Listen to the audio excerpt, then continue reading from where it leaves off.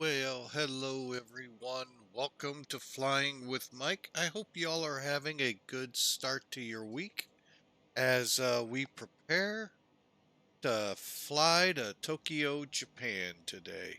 We're sitting over in Gimpo, South Korea. Now it's one of those kind of themes we kind of seem to have picked up here at Flying with Mike. We fly at that other airport, the other airport wherever we're at. And today we're at that other airport, actually the original Seoul, Korea airport. Now, most of the traffic, Steve 099. Um, I'm currently in Seattle in the 742. Welcome in. Welcome another 747 driver out there. Welcome in. But yeah, we're at that other airport. Incheon is today's big Seoul, Korea airport. But not too long ago, folks, Seoul, Korea, Gimpo, Gimpo, actually the Americans, us, say it Kimpo. May have heard that in many Korean War movies and such. Gimpo Airport. We're going to Gimpo. Um, I guess that's just the way we ended up pronouncing it. But anyway, that's where we're at today, folks. Headed to Tokyo.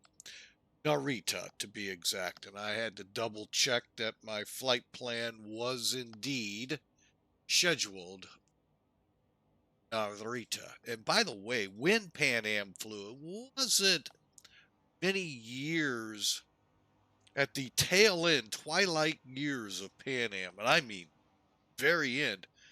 They almost didn't get into Narita, if I remember my history right, or they had about 5-10 years worth of Narita. But one thing historical airlines I've found out over the last couple of days fail miserably at, and is the use when they see the word Osaka. They think Kansai. Heck, most people would. That is, where everything goes. Well, no, not during the heyday, not during the deregulation period, and shortly thereafter, you went to Osaka International Airport. Kansai wasn't even in the bay yet. It would take, I'd have to look it up again, but Pan Am definitely didn't make it. TWA may have made it. I don't even know if they flew over there, but if they did, they might have made it. So, very interesting how, even us, how many of us remember Tegel in Berlin? So, things like that, folks, were what these older airlines flew into that we all take to gay as EDDB, being the airport that's always been there. Oh no, Brandenburg has only been a few years, folks. Tegel was the airport you flew into in Berlin, and there may have even been one before that. So, but I digress. Again, we're flying Clipper, Gem of the Ocean's Tail, 730 Papa Alpha. We're going to leave Gimpo here in a few minutes and head over to Japan. It's about a 700-mile run. Let's plan about an hour and a half fly time on it and whatever it takes for us to get out of the gate here.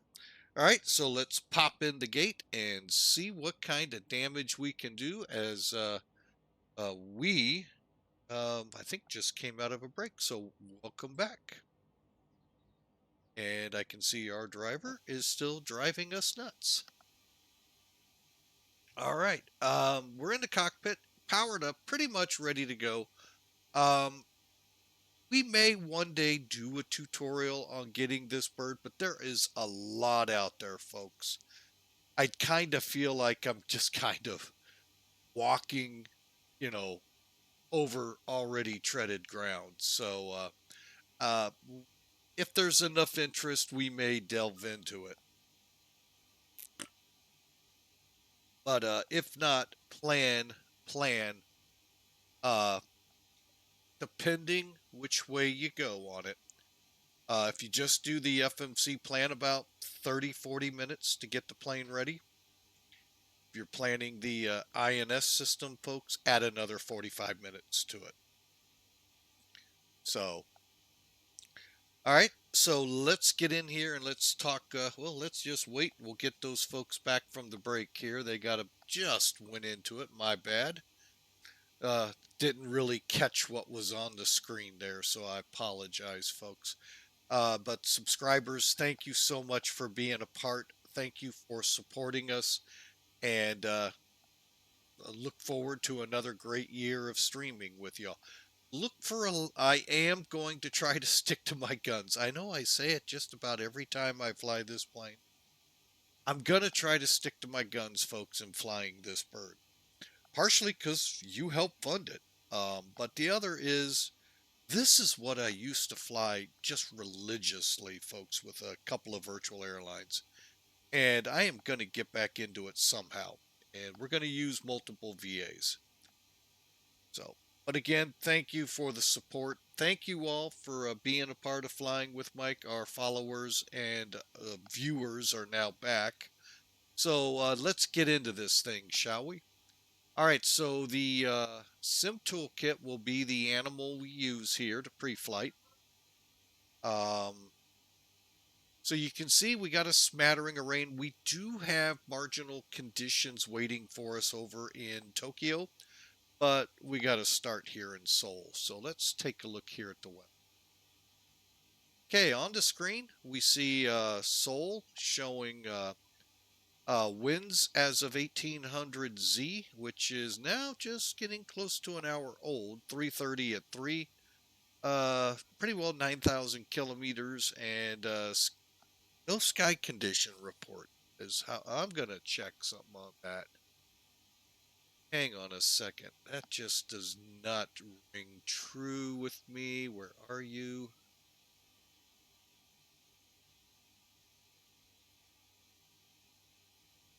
All right. And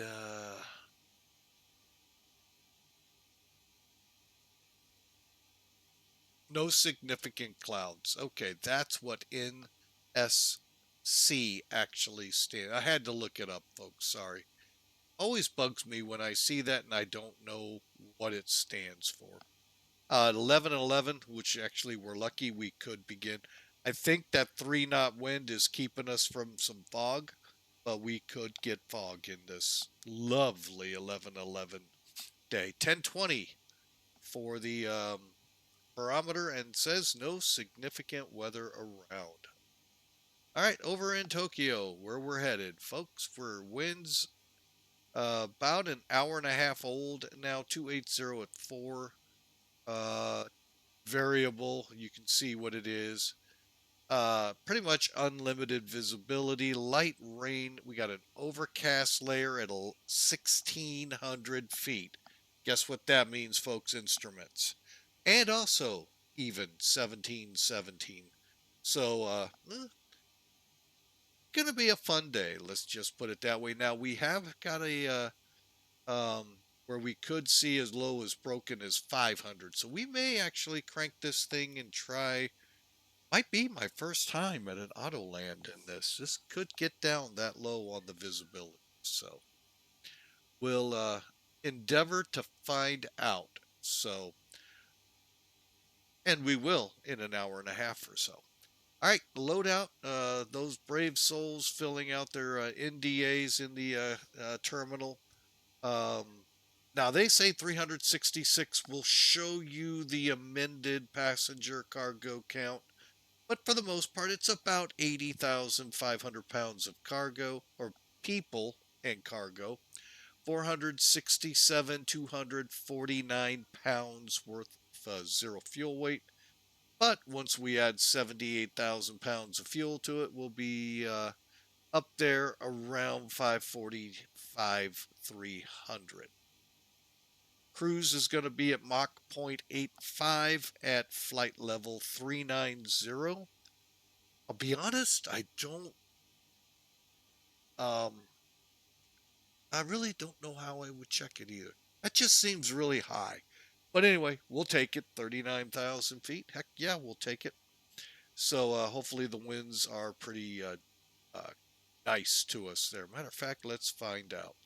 Remember I told you how I've added some things to make this a one-stop shop? This is one of those tools. Sim Brief. This is where I help plan the flight, but I also use Pan Am Virtual. We'll talk about them here in a second.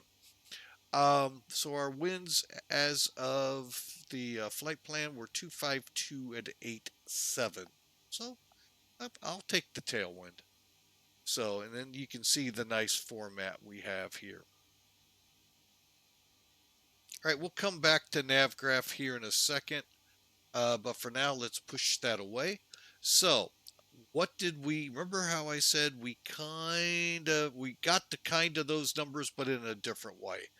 I'm running with 293 people with cargo weight running in at us. I thought there was a total.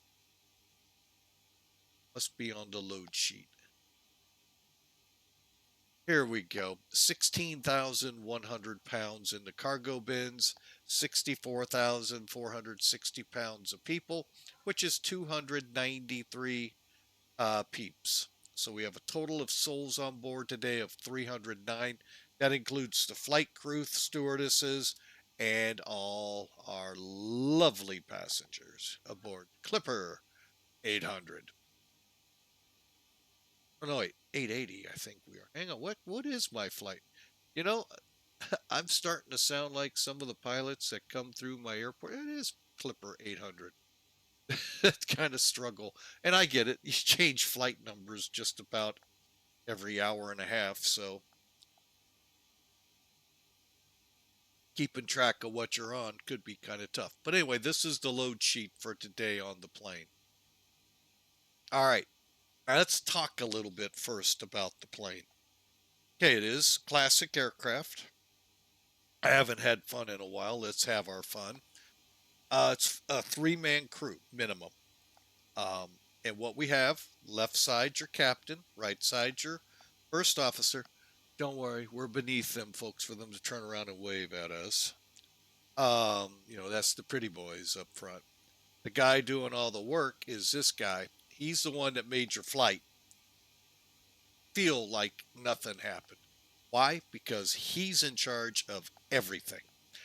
He monitors the engines, he keeps the electricity, monitors pneumatics and pressures, monitors hydraulics, fuel, the whole 9 yards, folks. This guy is the one you should have been shaking hands with, not with the pretty boy going, "Oh, thank you for Pan Am today," because he was still busy getting the airplane in a shutdown mode. But again, all kidding aside, they all did their hard work up there.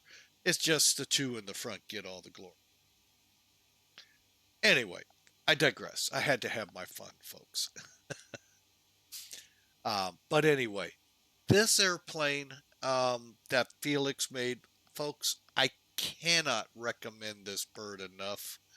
I'm going to pull up the how to get a hold of it. Bear with me a second, folks. I have this actually on a timer, but the timers and links and so have been so badly assaulted by stream elements that I just do it myself, and they go through that way. So,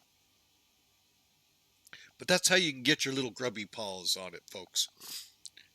Fantastic aircraft. Just some caveats. I gave you the one about what it takes to get the plane going.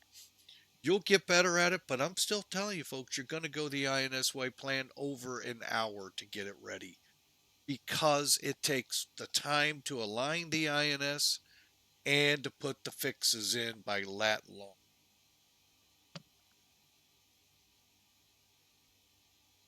So beyond that part, folks, it is great, very challenging to many because as you saw, you have in the real world 3 people working to achieve a successful flight where it's just you.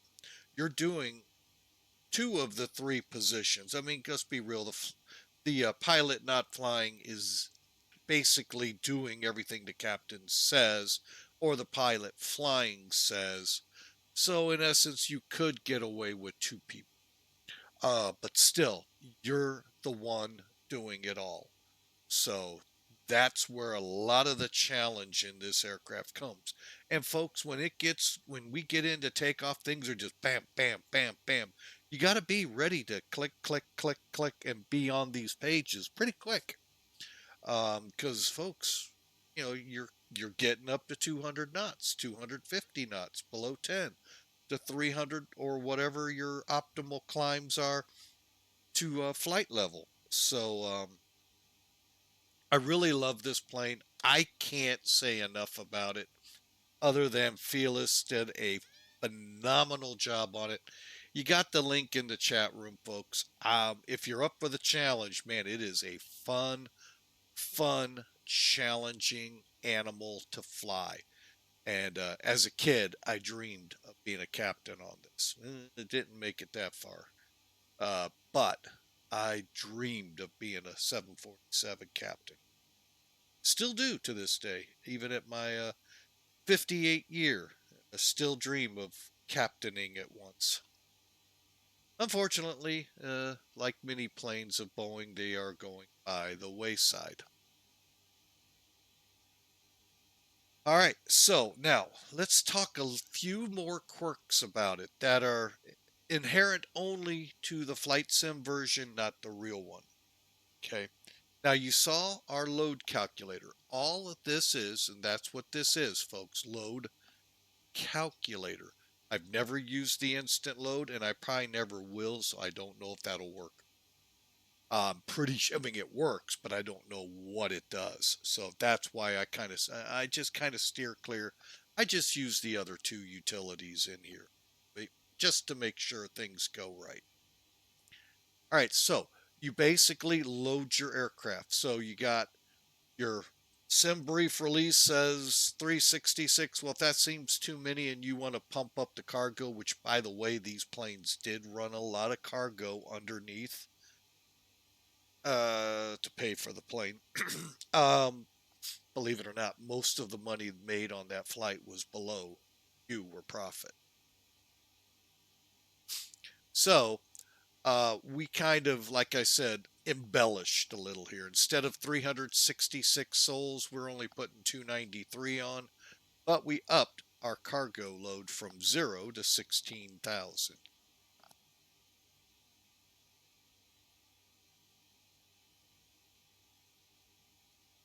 And the coughs keep coming on. Sorry about that, folks. All right, then you come over and calculate your fuel. SimBrief gives you fuel, so you got already a baseline to start with. Well, the flight is 770 something miles. Flight level 390. Tailwind is fun. I kind of use this to get it to where I want it, and I'll come back to that. Our alternate is Nagoya NJGG. We're going to run with a 5% contingency, 20-minute taxi. So this is what it spit out. And this is the number I'm looking for. Now, with SimBrief, we were looking for, and I'm double checking right now, 78,073 pounds. That's what we were to release. Well, when you factor in that tailwind, folks, and what happens when you have a headwind, make sure it's a negative number. But anyway, I take this number and make this get into that vicinity. Okay. In this case, I went up a little bit just in case, because I know this airplane doesn't seem to want to hold Mach 0.85 well, and I don't know why. And I'm sure it's this loose nut behind the wheel causing the issue, but I'm planning for that in fuel. And then you have the rest of your numbers here, your packs, your payload, your zero fuel, and la la la la la la la. Now, like I said, calculator. So then you go to these two applications here, refuel, just that. Click your data sheet. I did this once, and it's a long time ago. And what it will do is load your aircraft real time. folks, 78,000 pounds of fuel just doesn't miraculously go on unless you click here in the real world. In the real world, that's not there. So it takes that time. You're going to see that when we do the other. I'm going to go ahead and instant load. So now we have the 80,000 pounds on.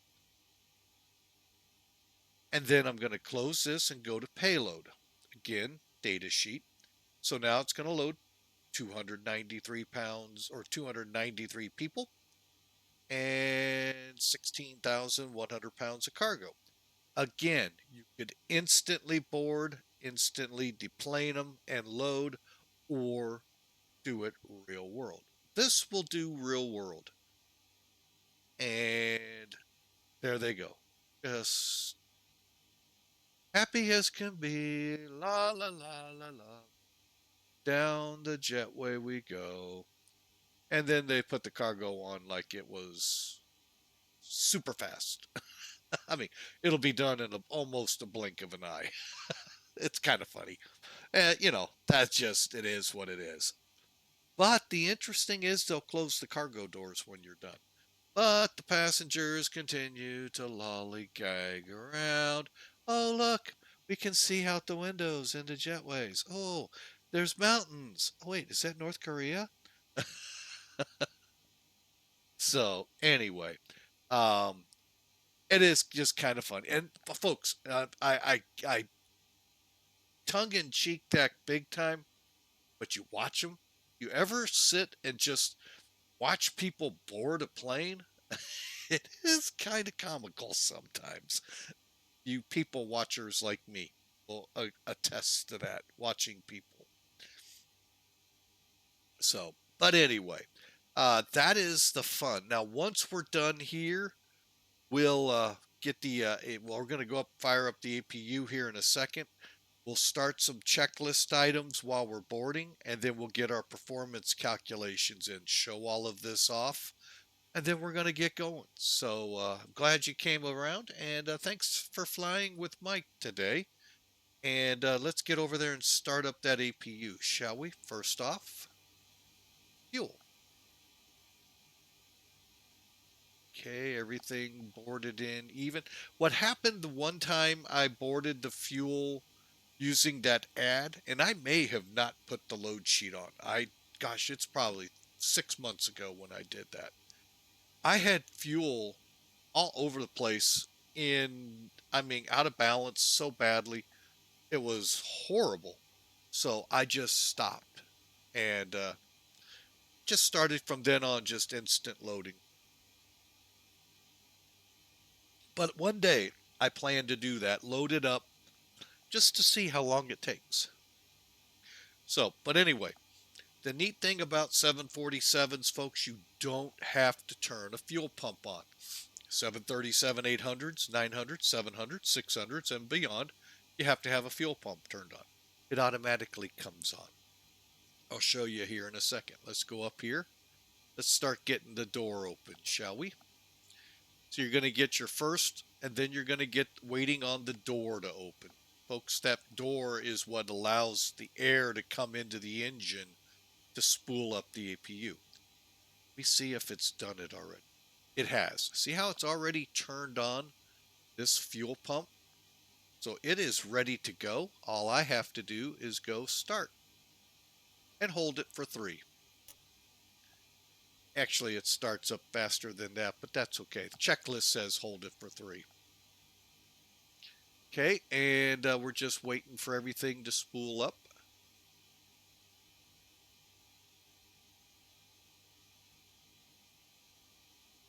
And for those that are with the Felis group that happen to maybe be watching, I am running the latest 2.4, whatever the numbers are.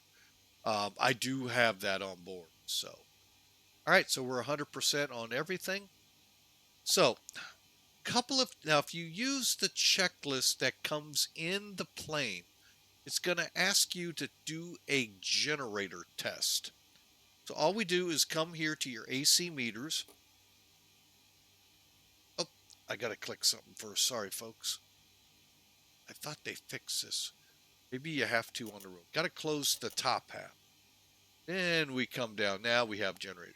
And what I do is bounce between any of the engine generators because they're not running. Make sure I have my frequency and my voltage. I got 115 and just shy of 400. We're looking good on Gen 1. And Gen 2 for the APU, again, looks good. And we'll reset, come back up. And now click in the bottom half. Lastly, click on the bleed air and start putting air inside the plane. So basically now we are free to come off the ground cart. Okay, guess where that is? You guessed it, right here underground. Cockpit to ground. Disconnect ground power.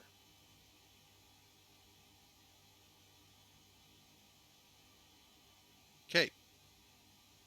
All right, so we've got the ground power disconnected now. Ground power disconnected. So currently we are on the APU. We could actually turn the packs on. And I'm sorry, the bleed valves on. Get it always backwards. Our packs are here. Isolation valves are here. And I always turn on my electric hydraulic pump, but that's a whole different pneumatic system. All right, let's see where our peeps are. They're about halfway loaded. See, they just kind of la la la la la la. The Smurfs are coming aboard.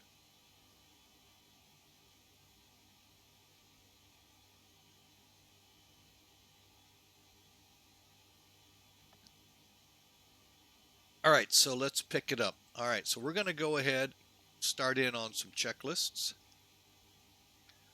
and we'll let them do the talking. Before start checklist, please. Gear lever and lights. Down and check. Brakes. Parked. Start levers. Off. Radios. On and check. Flight control hydraulic power. On. INS. Check and nav. Compasses. Slaved. Window heat. On. Seatbelts and no smoking. On. Emergency lights. Armed. Exterior lights. Hold on. All right, now what he's saying hold on to is they want the beacon on. Kind of tough to turn the beacon on when they're still coming through the jetway. So here's what we do. We'll either check or skip. We'll check. Flight instruments. Check. Altimeters and clocks. 1020. Set and cross check. Radio INS switches. Radio. Radar and transponder. Standby. Indicator lights. Check. Engine and wing anti-ice. Off. Stall warning. Check. Mach airspeed warning. Check. Auto brakes. Check and off. Body gear steering. Arm.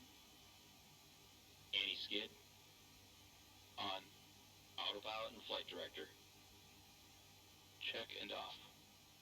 Takeoff warning. Check. Autoflight enunciators. Check. GPWS. Check. Instrument warning. Check. Flight director computer selectors. Check. Instrument source selectors. Normal. Reserve brake valve. Closed. Spoilers. Down. Static selectors. Normal. Oxygen mask and regulator. Check and emergency off. Brake pressure. Check. Stabilizer trim. Check and on. Rudder and aileron trim. Check. Checklist completed.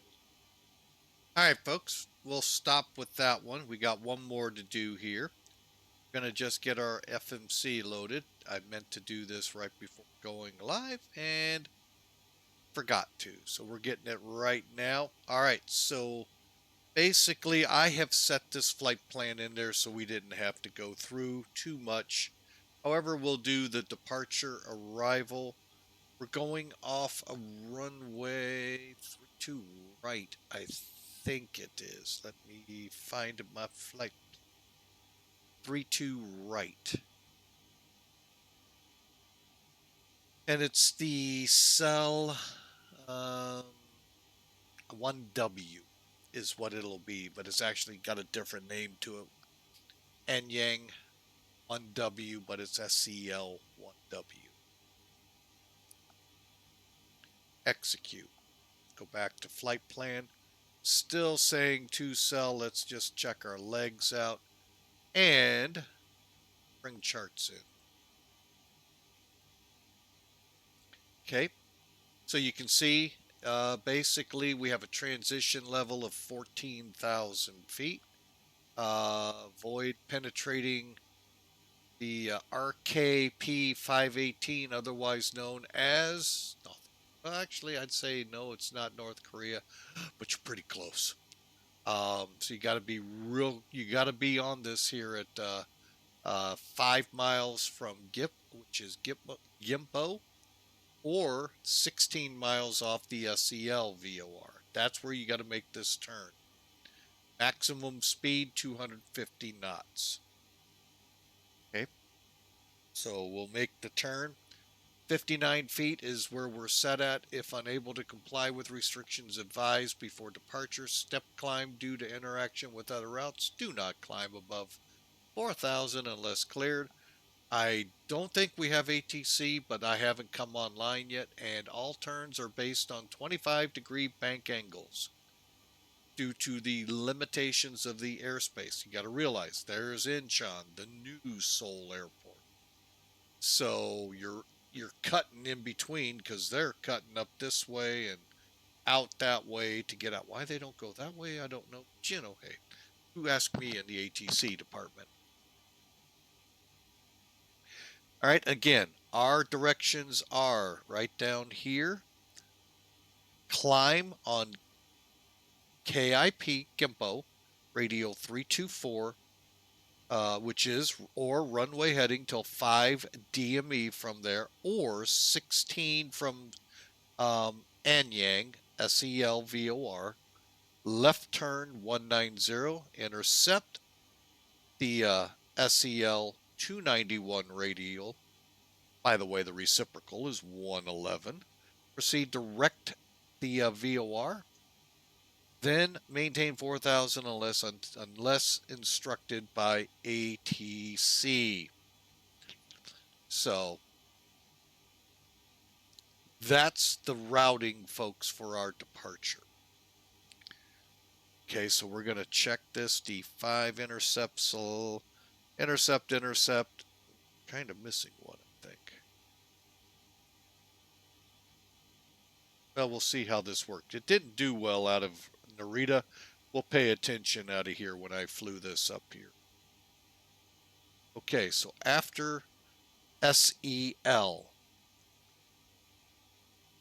Egba, Caribou, Kabur, Carbu, Taurus, Bixi,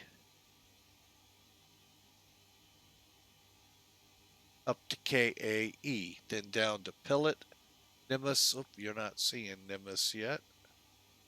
Axis, LANAT, and MITRE. It's just down here. And then we start cutting down the southern end. All right, so MITRE to Burma. Next page. To shuttle.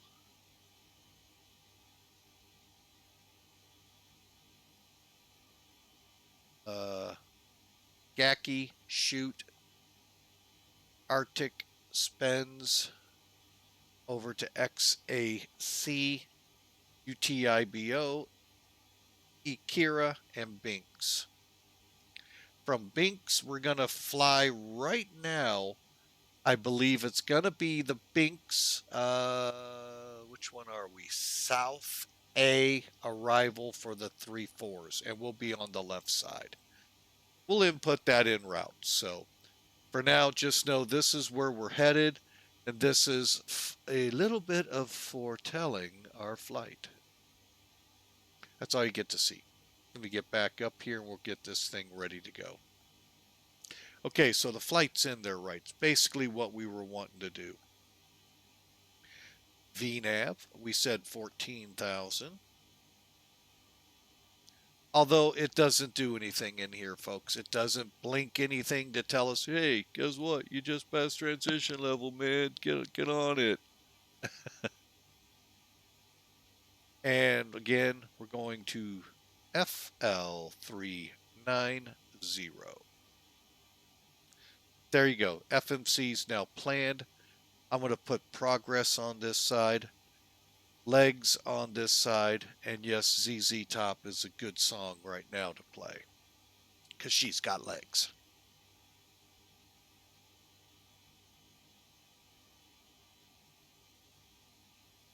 All right, so where we left off at, we just got the pilots just did their little, and by the way, that's Felis advertises that is a real pilot, co-pilot back and forth with the checklist. Sounds good to me. Okay, now let's go to the next one. This is the first officer. However, the pilot not flying is going to bounce it to him. He double checks.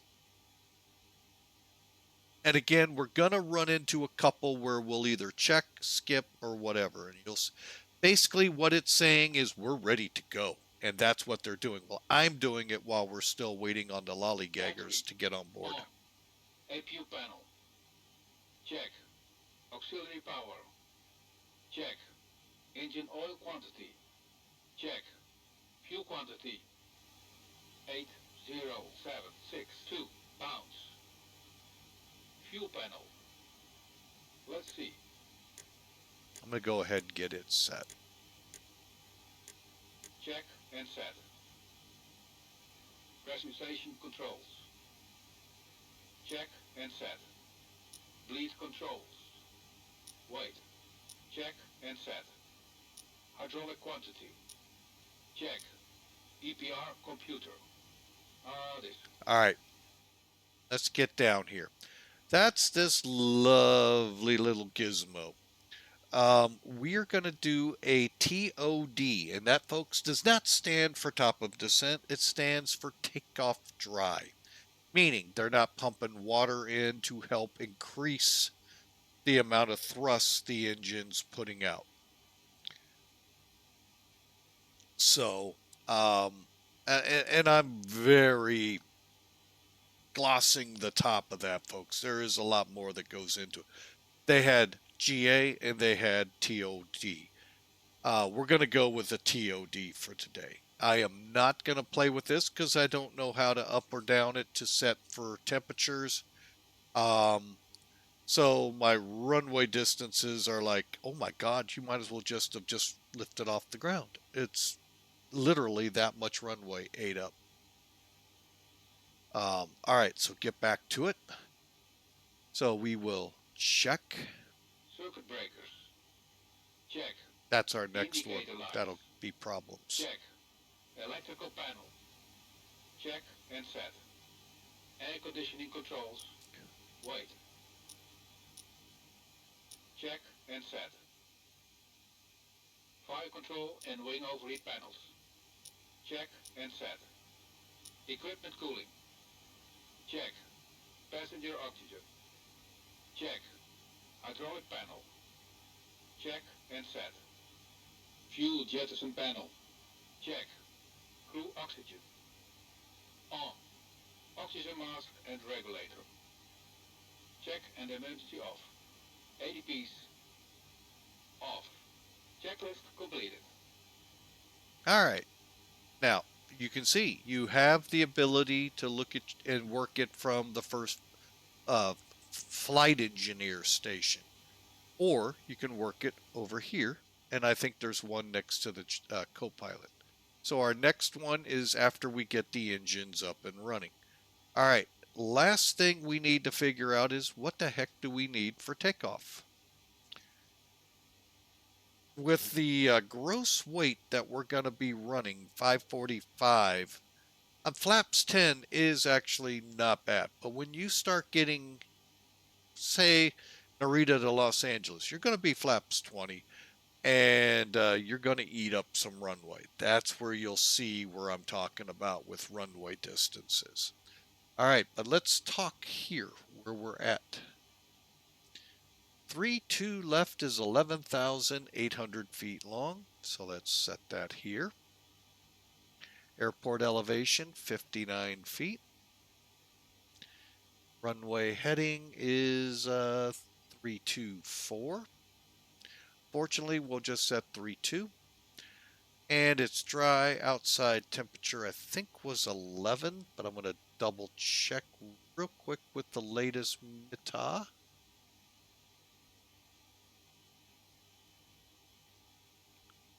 Oh, it is 15 degrees now over here in... Oh, wait, I'm at the wrong airport. Hang on. 12. Pressure. Okay, inches of mercury. So here's how I cheat on this, folks.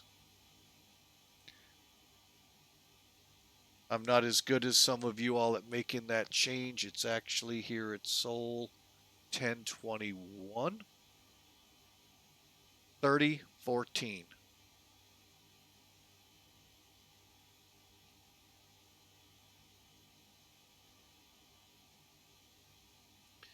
And the wind I am showing 360 now at 3. All right, there you have the latest information. So, flaps 10, V1's 122, rotate 130, V2 147. And here's what's going to be set on our speeds when I click for the speed bugs. Stab trim 3.2. Initial pitch on takeoff 18 degrees before we flatten out. Now, optimum climb of 299, that is above 10,000 feet. Just because you're a 747, A340, 600, A380, 777 doesn't automatically say you are given permission to go faster than 250 below 10,000 feet. You actually have to get permission for that. Your airplane will fly it, folks. You just may have to put some flaps out. Or keep them out until you cross 10,000, then you climb. So I will be right back. My wife is getting a phone call, so we'll take a quick break.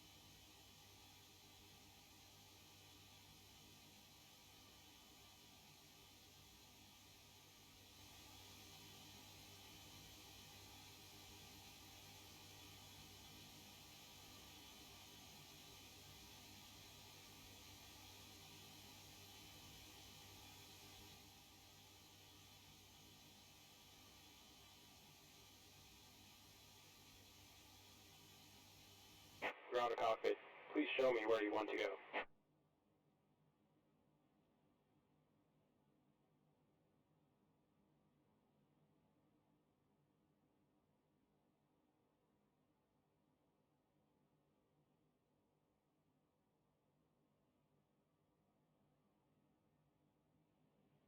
Ground to cockpit. Tow is driving up.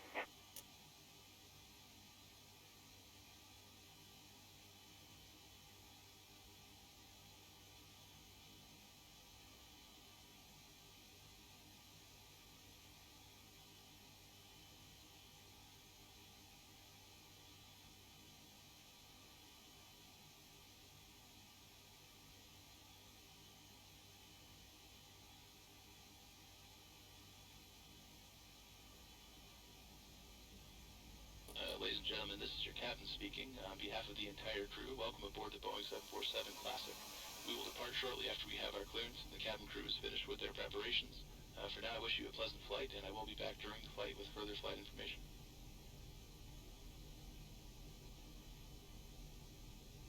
Okay, all doors and hatches are closed. Ready to connect.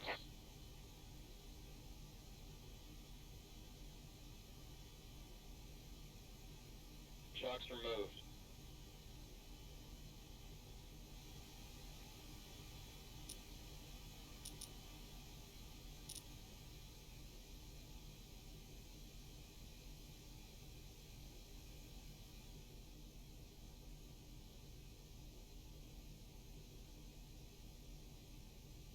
All right, folks. Sorry for that pause there, but the wife got a phone call, and being she deals with students, I go mute so that conversation has no chance of coming across the stream.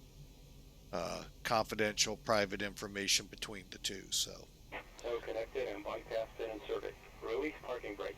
All right, so as you can tell where we're at right now, we are just about ready to push it and start it. All the peeps finally lollygagged in, and we're hooked up and ready to go, just to catch you all up where we're at. All right, so here we go. Parking brake off. Parking brake released. Starting to stack. And you may start engines. Actually, I am going to get us on VATSIM first.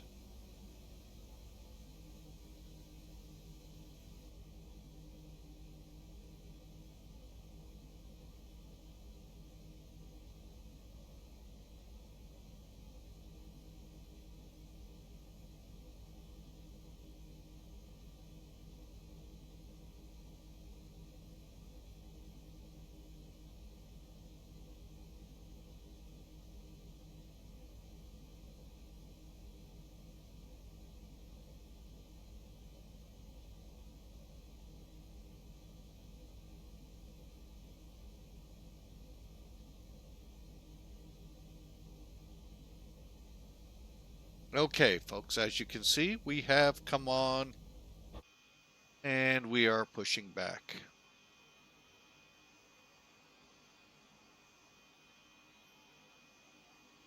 I turned on the wrong animal up here.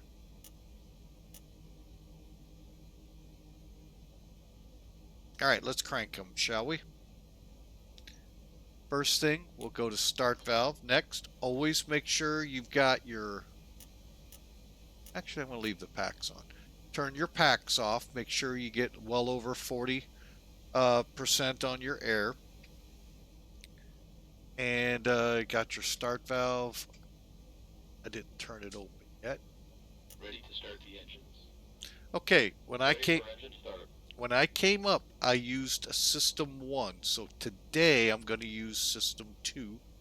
We're going to start engine number 3, then engine number 4, and then crank up 1 and 2 together. That's...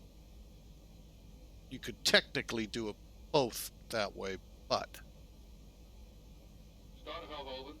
Okay, once you get that, you can switch into a view where you can watch N2 building right here. Unfortunately, it's not up front here. And then when he says 20%, bring it from idle cutoff to run, or to idle.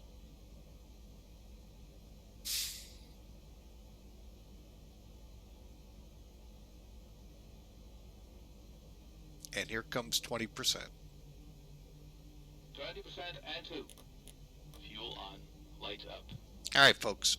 One thing with this airplane, if you are in X-Plane 12 and have not checked the box that gets rid of the X-Plane 11 stuff and accidentally start it in X-Plane 11, you will not receive this upcoming message here about stabilized.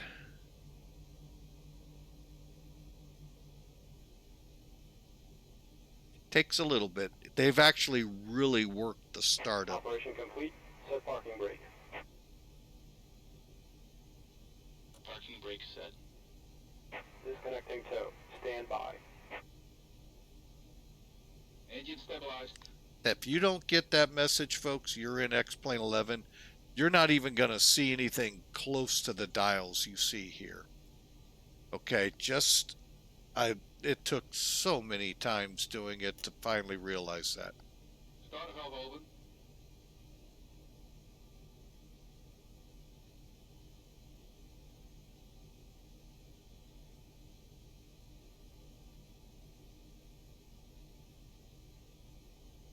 You love me! You really love me! DB Vetter just subscribed with Prime. DB Vetter, welcome, sir. Haven't seen you in a while. Thank you for the subscription. 20% and 2. Fuel on. Phone Lights up. disconnected. On-bike fasten has been removed. Thank you again, sir, and appreciate the subscription with Prime. That is awesome. All right, so we're waiting for it to stabilize, and then we'll get the other two going and get this thing going.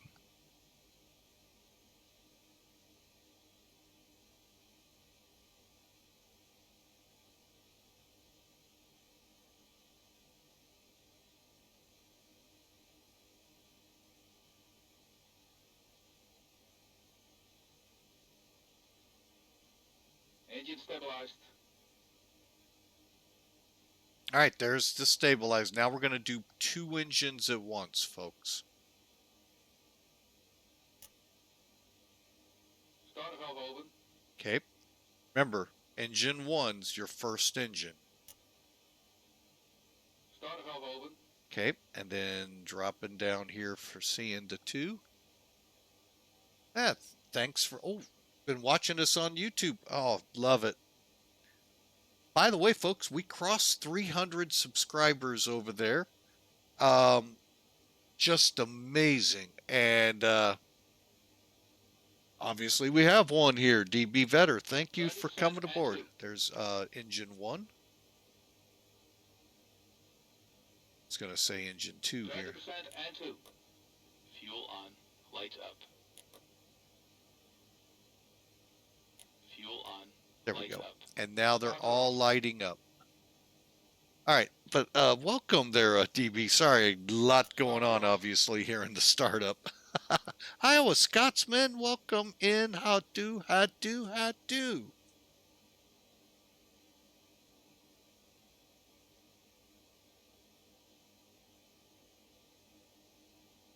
All right, just waiting for him to say stabilize. And again, folks, I can't say that enough. If you don't get engine stable, Engine stabilized.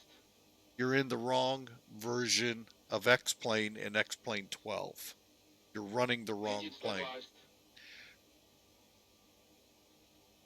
That's weird. Why are the EGT maxes on 1 and 2 higher than 3 and 4? Huh. Just happened to notice that here, folks. See the red lines? They all came up at the same, but they're red line. They're not. Interesting, but everything else red lines at about the same point. That's interesting.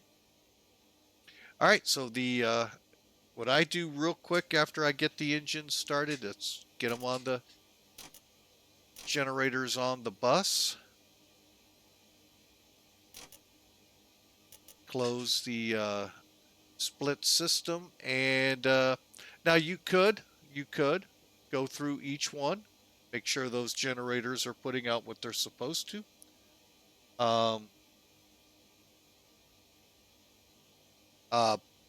I just decide to get it online real quick. Come up here next. Cabin crew, arm slides. While they're getting all that going, get my pitot heat on.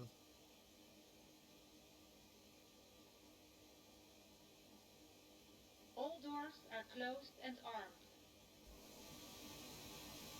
Ladies and gentlemen, this is your chief flight attendant, and on behalf of our captain and the entire crew, I wish you welcome on board. Please No, take your I'm not seat going to make you and have to fasten listen your to it. seatbelt. But that kind of leads us to an interesting discussion here, folks. We can, in this plane, I can turn her up if I When want, the seatbelt sign illuminates, you must and I can also turn her down insert the metal to where I barely hear her, like you all do. But where this panel is really nice is when you get that one pilot that thinks, I have to be heard. I live in Germany and I have to be heard all the way down in Antarctica. By golly, my microphone's going to be loud enough to reach all the way down there. You can turn them down to where it didn't matter if he turned it up. Same with controllers. I have now run into a couple controllers that way. I thought VATSIM technology was supposed to levelize everyone, but obviously it doesn't. So, kind of like the old CB world where people would put those blasters on their mics and so they could blast to Kingdom Come. Actually got themselves in trouble when they got on aircraft channels by mistake, and yeah, found out that's illegal. But anyway, yeah. So you have that ability here, folks. And looking at VATSIM, we have no controllers up. And we've got our, let's just do it. You know, I'm hemming and hawing and thinking I got everything ready to go.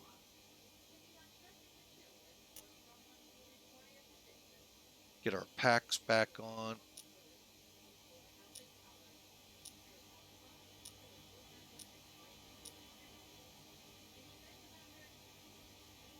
And this is when it's nice to have it here. So I've got that beacon pressure starts are good.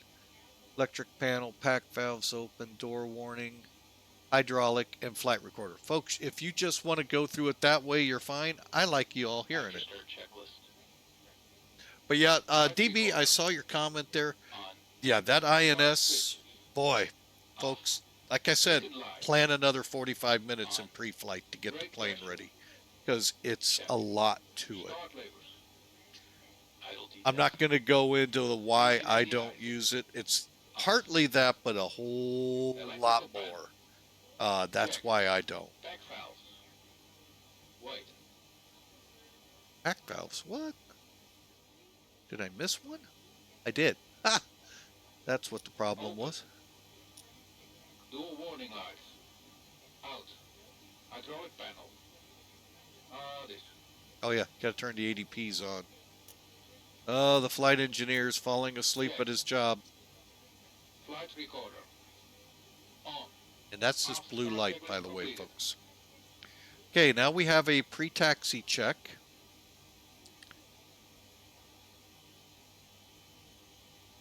All right, now this is where you make sure. Flaps 10. Takeoff data and all set. Stabilizer trim. This is when you would set that. I actually need to read it myself. We were going for 3.2. A lot of times it's pretty close. Okay, but it's still not what it's looking for. Is it's wanting it to be in this green band. So this switch right here will extend the green bar to cover it.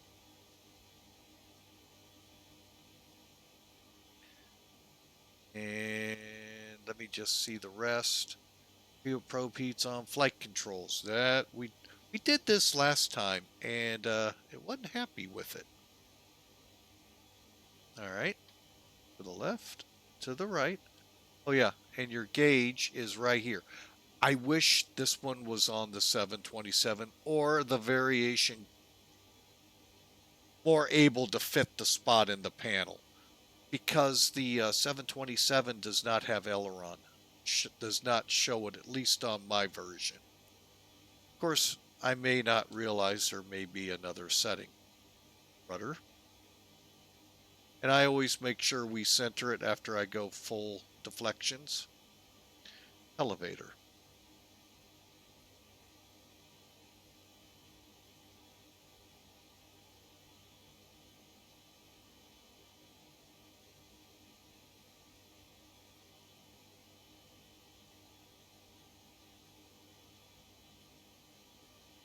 All right, and I think that's gonna do it. I think fuel heat stays off right now.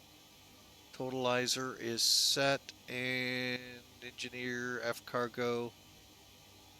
Let's run it, see what we missed. Taxi checklist, please. Flaps. Flaps 10. Flaps 10. Takeoff data, EPR and airspeed bugs. Set and cross-check. Stabilizer trim. Set in green band. Parking brake released. Probe heat. On. Flight controls. Check. Yaw dampers. Check. Seatbelts and shoulder harness. Check. APU. Let's see. I do have that still on.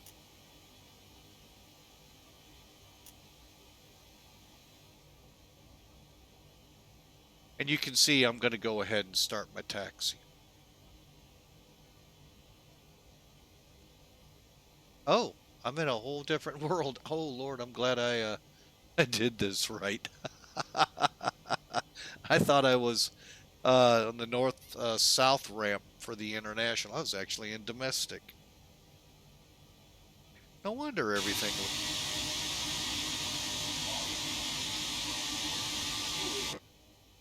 On a second, spoilers are on. Totalizer and gross weight. Set. Flight engineer and pilot panels. Check. Aft cargo heat. Normal. Seatbelts and shoulder harness. Check. Taxi checklist completed. Got to make sure you overshoot, folks.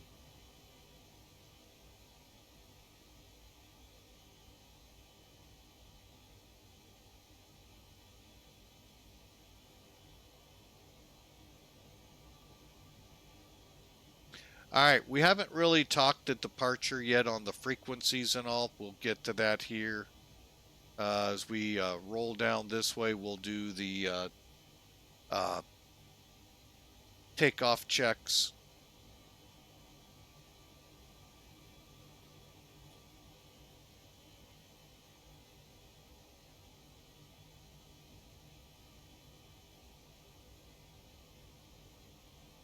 Okay, frequency-wise, folks, 13.6 here is Gimpo. 15.5 over here is Anyang, Anyang, SEL. So we take off on our runway heading. 324 is our course off of Gimpo, and then turn 190 at 5 miles. I'm going to go ahead and hold here. All right, let me set the brake. And I think we're holding. Now I'm going to go ahead and get rid of that. All right.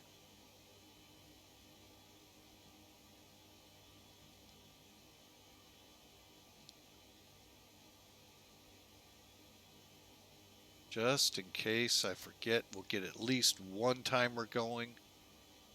Here we go.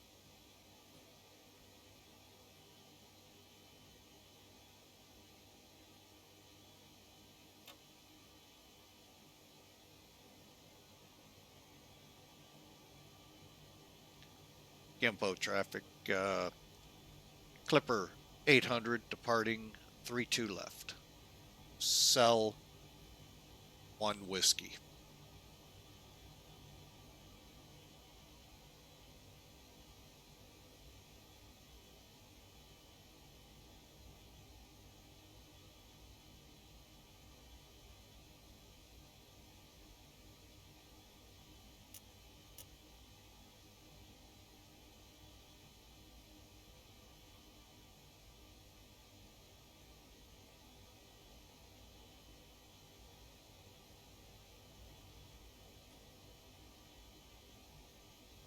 And again, folks, once you get out here, you got to go past the center lines.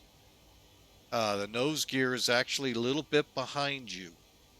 So in order to get lined up properly, just don't rush yourselves out.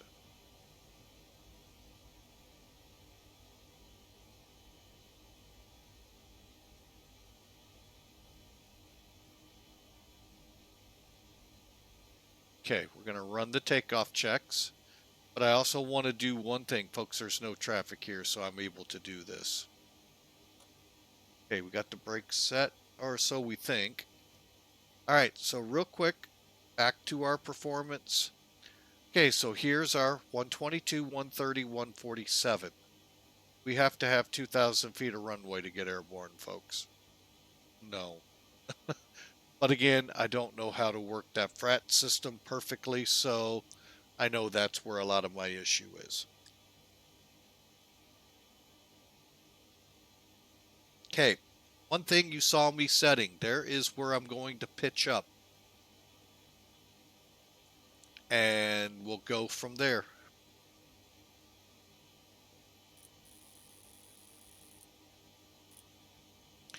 All right. Go ahead, go into EPR. Go on and on. And landing lights. Lights are all on.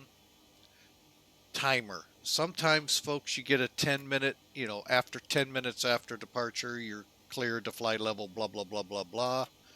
Well, that's how you would know. Here we go. Stabilized.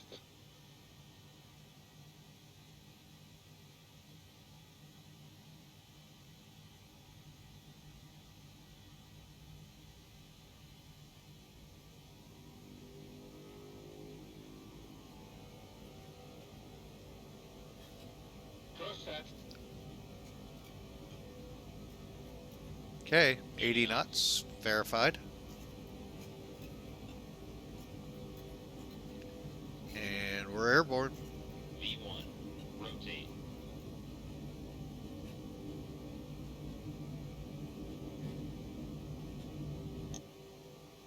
Positive rate. Gear up.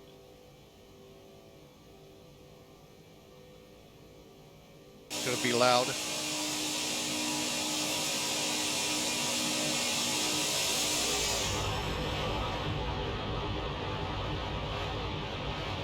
Gears up. Gears up. Heading.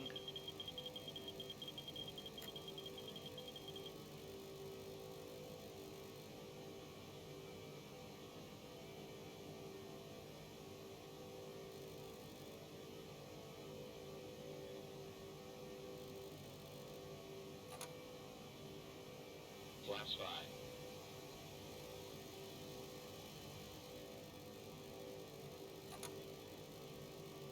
Flaps 1.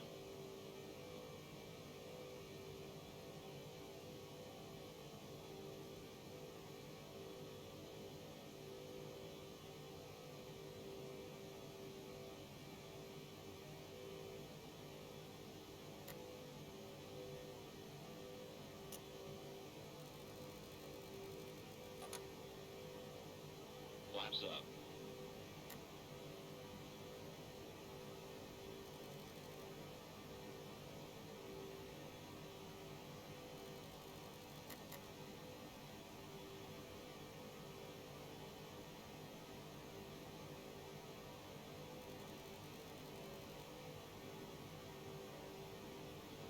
Just in case.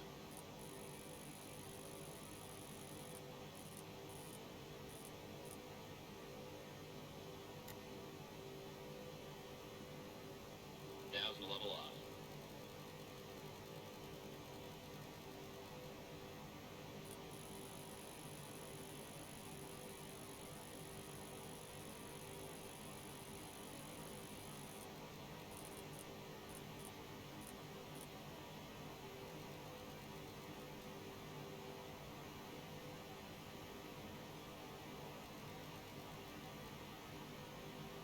Oh.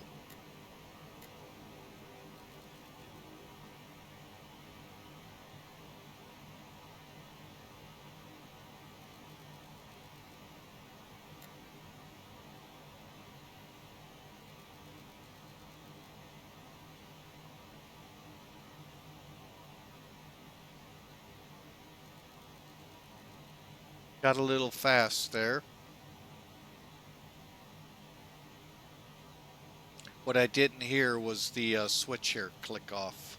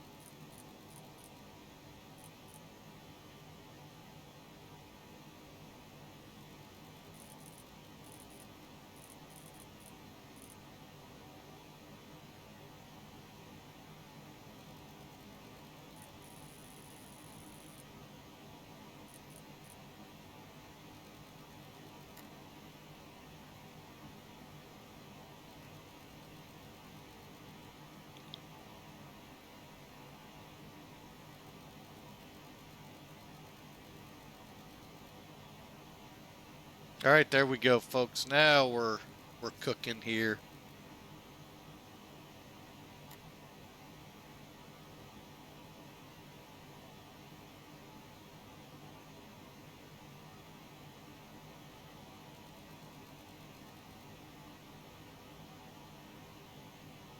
Yeah, I let her get away from me, and that's what happened. I just didn't hear that one switch click. All right, back to the checklists.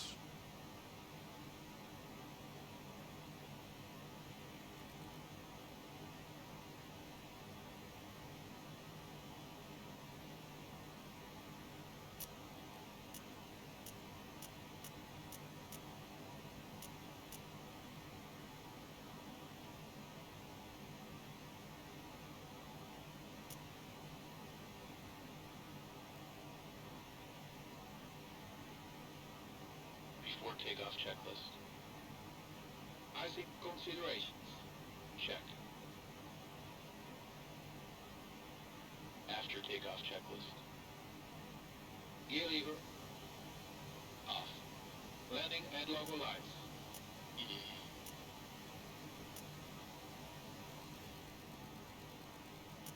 Off. Ignition. Check. Seatbelts and no smoking sign. Check. Back valves. Open. Fuel heat. Auto. After takeoff checklist completed.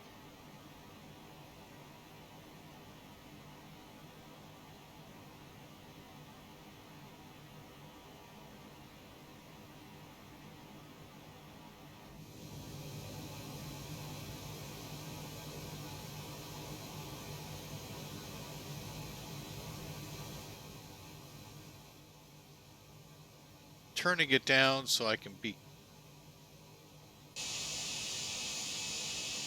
not as loud, even though it is loud.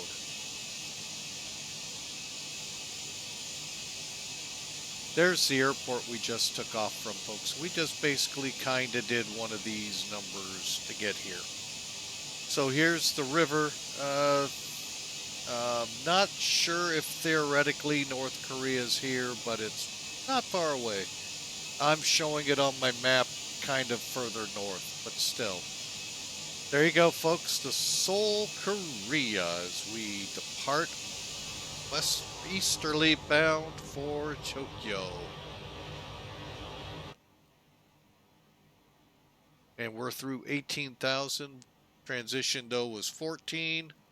We did the same thing on the way out. And basically what that means is when, and I watched it, there's a great guy, he's on Facebook, Men the Pilot or something to that effect. Anyway, great. I love watching him. Just watched the catastrophe at Midway Airport a few years back, where Southwest ran off the end of the runway. Oh, doggone it, I just realized that happened. That helps too, to help control speed. Alright, anyway, he did a fantastic explanation of what happened there. Very good. I just love watching the way he presents aviation to those that aren't as up on it as a commercial airline ATP pilot would be. Great job. And oh, I lost my whole train of thought with him. But anyway, I'm going to be looking for some stuff on this plane with him. So, but he explains all the different systems and all very nicely. So, I totally lost my train of thought. Boy, oh boy. May 58 years old be better to you memory-wise than it has been for me. All right, and 22,000 feet, folks. So we're climbing up. Actually gonna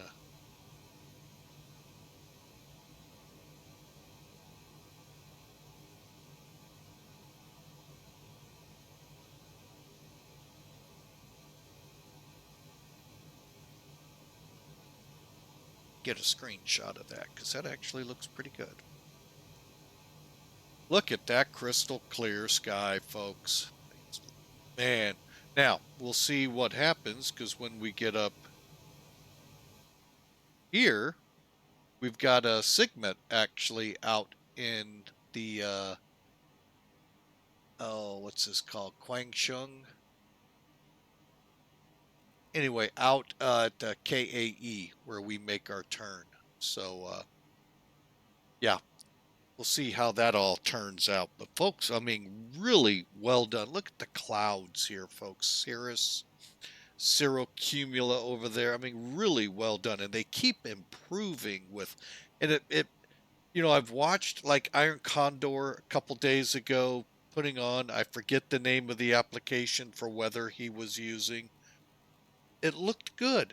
But then I keep watching and listening to what Laminar is getting ready to do, and I'm going, do I want to put the money the stream makes off of its donations, biddies, and subscribers to improving that or improving everything, you know, other parts of it, you know, so because they keep making it better with each release they do here for XP12. So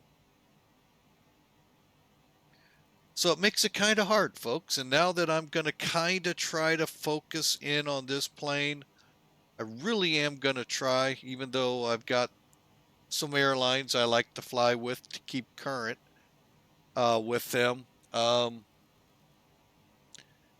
We're going to try.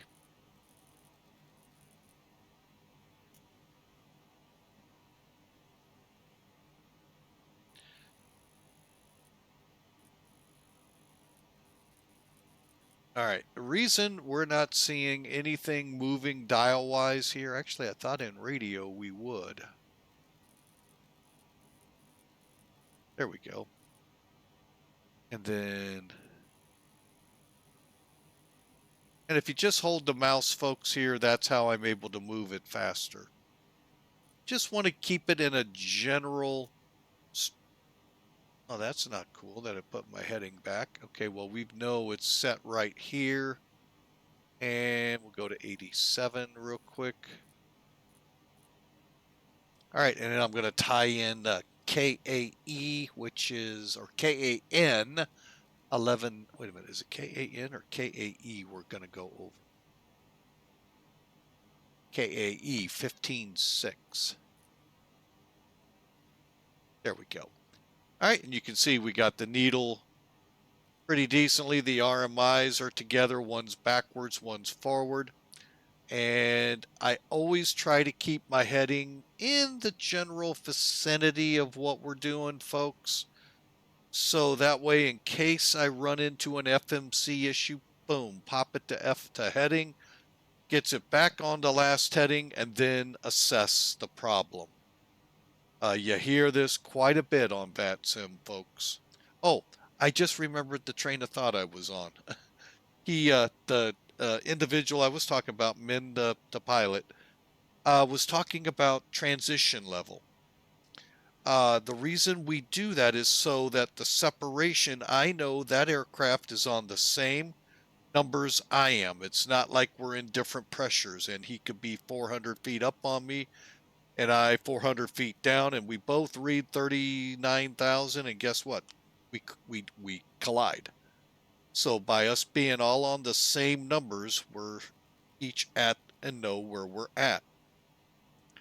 And I'm not at 39,000. There we go. But anyway, folks, so we're on our way. Sorry it's a little hodgepodgey. Again, may 58 years old be more forgiving to you than it has been for me.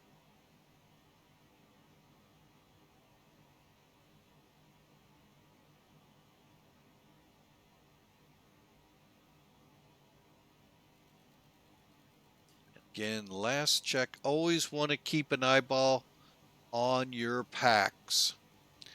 Make sure when you get at 10,000 feet, they are definitely on, because from then on, the pressures are coming down and the people will become, you know, hypoxic. And once you get above, you'll get a horn that you'll have to use to silence it while you do what you have to do to get things set so they'll be in good shape.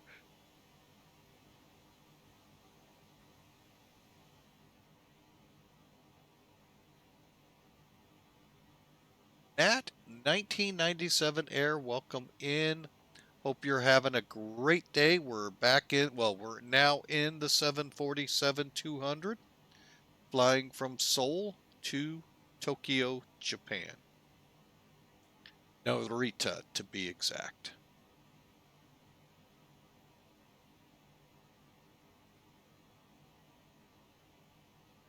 Ooh. Is it the 321 with the conventional engines, or did you get the Neos?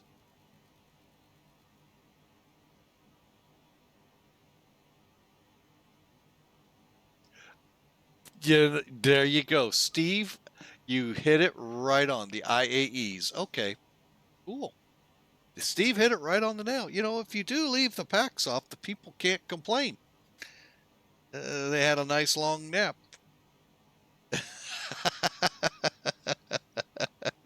Good call there, Steve. Good call.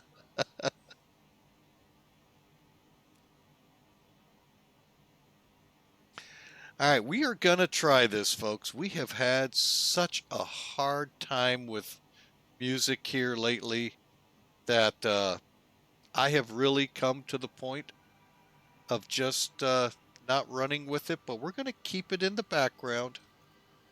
Hopefully quiet, but and see if we can get a stream without copyright violation over at YouTube. Twitch, we have no troubles with. It comes down to YouTube where we get the troubles. But told us with the IAEs. Well, now, isn't there an IAE, the Pratt & Whitney's for the Neos too, I thought there, Matt. I could be wrong though, because I thought the 319 had something, or not the 320 that I have. But you got the regular littler engines, okay.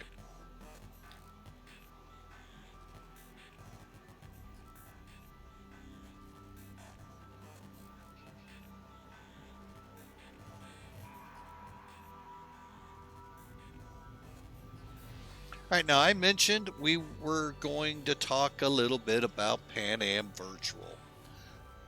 That is who we're flying for. That's who we were going to fly for.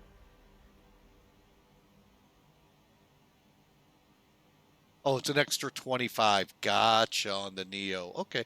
Yeah, I think I did remember seeing that, and that's why I opted for the 320. So, but I'm flying for Pan Am. Now, this is who I planned on Friday. The flight was supposed to be Tokyo to Gimpo.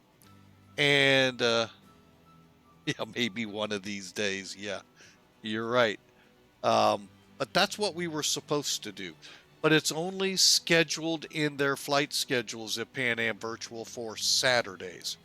When you look at the 1985 Pan Am schedule, if you use the summer schedule, you actually don't have 747s flying this short route. But you do in the fall, which is what they're using, the fall schedule. So 19 of October. So, and that is only Saturday then. So, but they also have a Monday, which now I've got to figure out, why don't I see that? Because somehow the plane had to get over there in order for the plane to get back. So we'll look into that more. But we're headed back to Tokyo, and we'll start figuring things out from there. But Pan Am Virtual, folks, is a unique animal. They obviously Pan Am. They also have a TWA division. Now, folks, they are not claiming to be a historical airline like a few others are, or organization. Now, don't get me wrong. They are flying Pan Am in the 1985 schedule with the 1985 aircraft, that with substitutions on those that aren't available yet. Okay. But for TWA, no. Last I checked, and being that I'm from St. Louis, where TWA was headquartered, they never had 737-800s. Airbus 320s. Although, had they went a little further on, they might have. But they may not have. Who knows? So it gets a little wonky there. And then they throw Atlas in. Also, but that is more to support their DCS side of the house, the Guardian, I think the Guardian Squadron or something like that they have on DCS. I'm not part of that, so I can't really talk about it, but they do have a DCS fighter squadron, or squadron, whatever the heck he calls it. So you have a lot of options here with Pan Am. So you can fly Pan Am, you can fly TWA, just don't expect TWA 100% like it was. Atlas, to some degree, it's pretty, they're right on there with them for the most part. And then DCS, well, DCS is DCS. I've left that long ago. Tired of blue screens on my part. Y'all may not, but I got tired of it. So, and I just don't want to go back for that, and potential problems when systems blue screen yours, what it can do to hard drives. So, great bunch of people here. I'm getting their website. Yes, I'm stalling to find it and failing at it miserably, folks. There it is. Went right over it 3 times.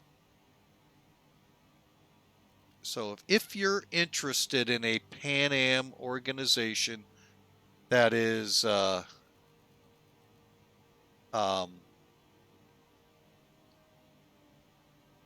building up the 1985 schedule, there's folks, I didn't realize all the places, even as they're getting into their latter years where they're, getting close, unfortunately, to the shutdown of Pan Am, where all they still went. And they were really, really trying to bolster their U.S. domestic fleet to help support the international. Because back then they had to rely on all the other airlines to get the people to them, to get them abroad, because they were pretty much international. And it unfortunately bit them in the butt. And it is, history is history. So, but check them out, folks. Great place. I enjoy flying for them. I mean, I grumble a little bit here and there that they don't have a flight schedule, when I need one, but guess what? I go find something else, right? That's what we did that day. We went up to Scotland and shot the shortest commercial flight in the world. It's a flight that lasts a total 80 seconds. Check it out over at our YouTube channel.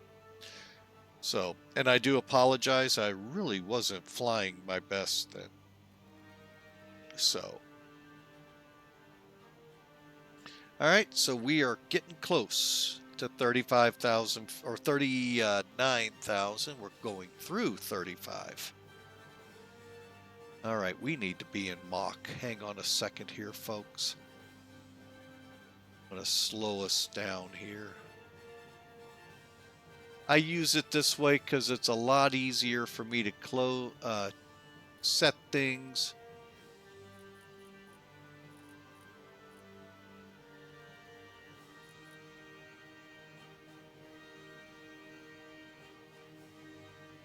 And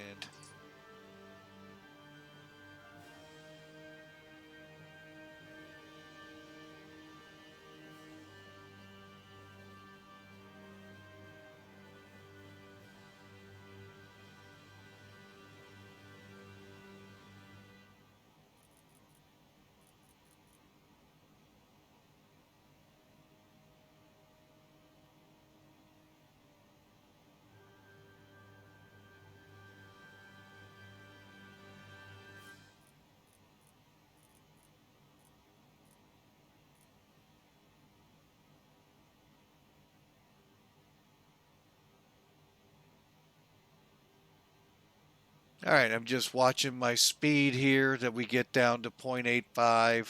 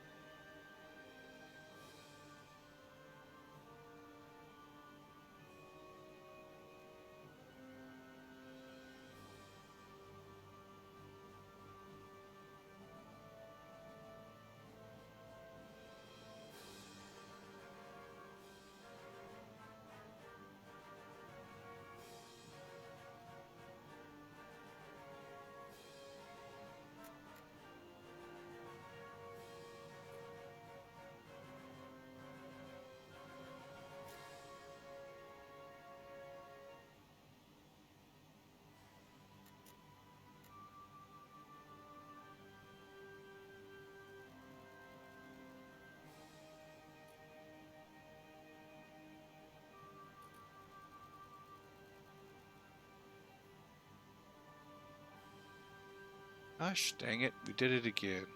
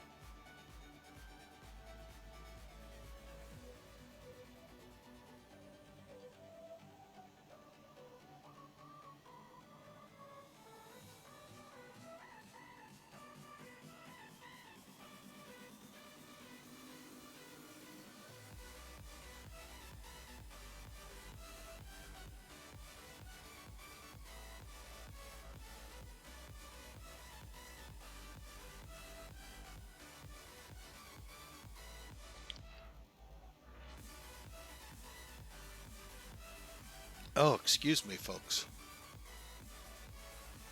All right, I think we finally got the speed hammered out here.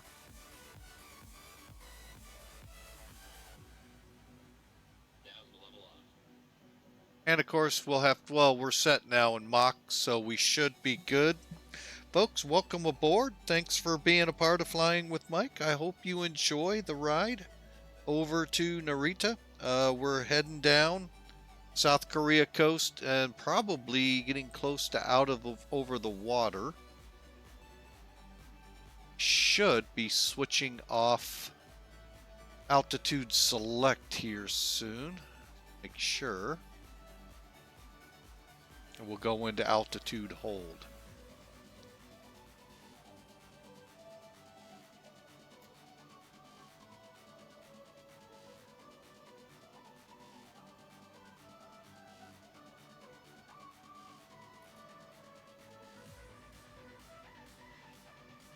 As we come on into 39,000 feet. Again, I don't have any centers or anything up right now. I'm going to set our speed dial pretty close to where we are. Well, I'm going to let it build back up. Let me say that as it levels off. Making sure our flaps are zeroed. 0 and 0, which are right here if you're curious. There's your flaps. Leading, trailing. A correction. Let me... okay. I know I just said leading and trailing. Let me... I don't know if I'm going to be able to go back all the way on the wing.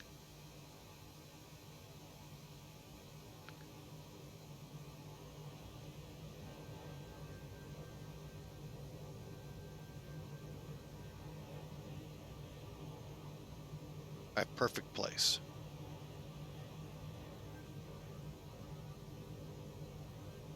All right. Inboard, outboard. Okay. That's what you're setting up there. The slats come out with your settings, but you're looking at each of these different settings here on your flaps. So this would be one of those. Now, we learned this on the 727 with many of the problems we've had with flap problems and engine fires and all of that. We've come to learn a few things about these animals, these classics, and they are really called classics for a reason, folks. Again, we are completely under the speed management of the aircraft. where we set Mach, so we're going to be hanging tough right there at 8.5. And so it's a system. Oh, I still got one thing to do down here, folks. Put it in cruise. Okay. Tilt down our radar, and TCAS looks good. All right, and up top we have wing lights to turn off and seat belts.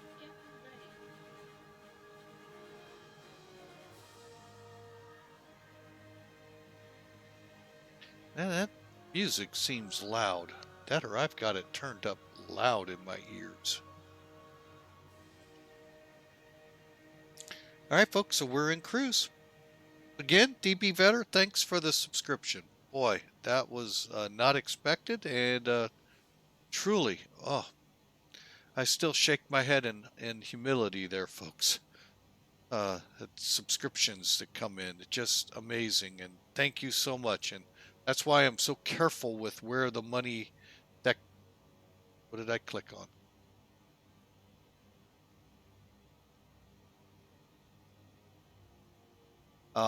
Where that money goes in trying to help better the way of the stream. Now, by me stating that we're going to be flying more this aircraft than others, don't think you won't see the 319, the 320 Neo and CO, and the 737. They're going to still fly, folks. Just not as often. And we'll be right back after the break.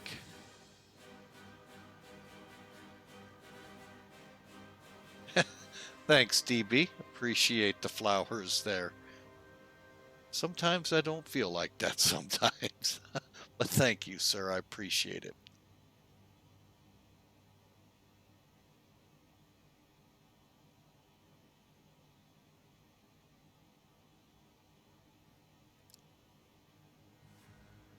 All right, just getting some screens set up so when we come out of the ad break, we're just ready to cruise on. We got 46 minutes to go, folks. Matter of fact, I am going to take these few seconds and go grab a cup of coffee. Be right back.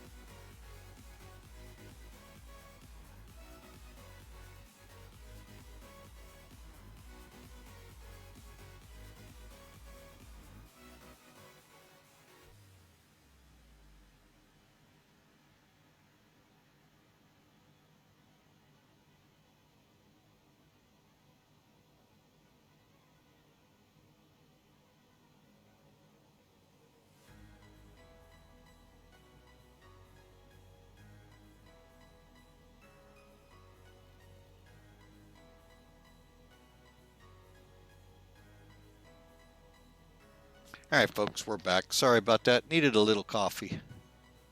Long night last night at work.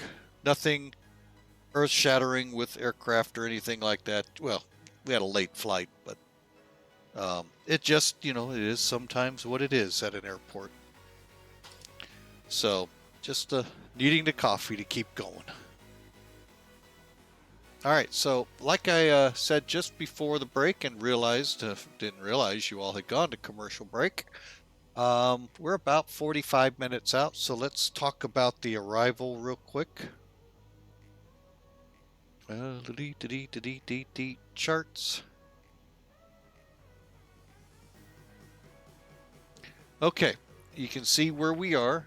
Here's Korea, Japan. We're going to cut through the southern part of the really big island to Japan, right over, literally over Nagoya, I think it's called, RJGG, and then over to Tokyo, as you can kind of see here. Let me center back up.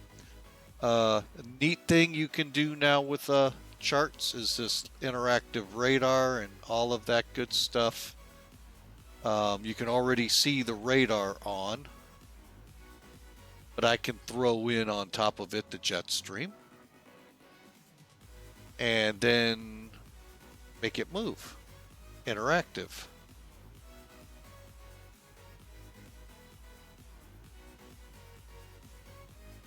And of course I can turn it off. He says helps to stop it.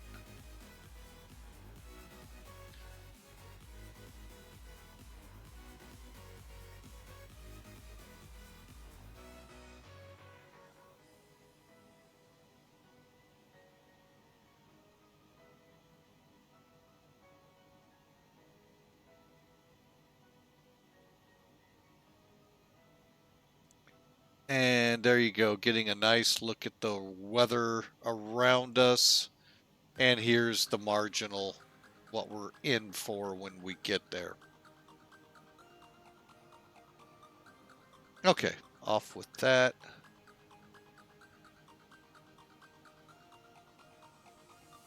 Okay, now we are METAR real quick here.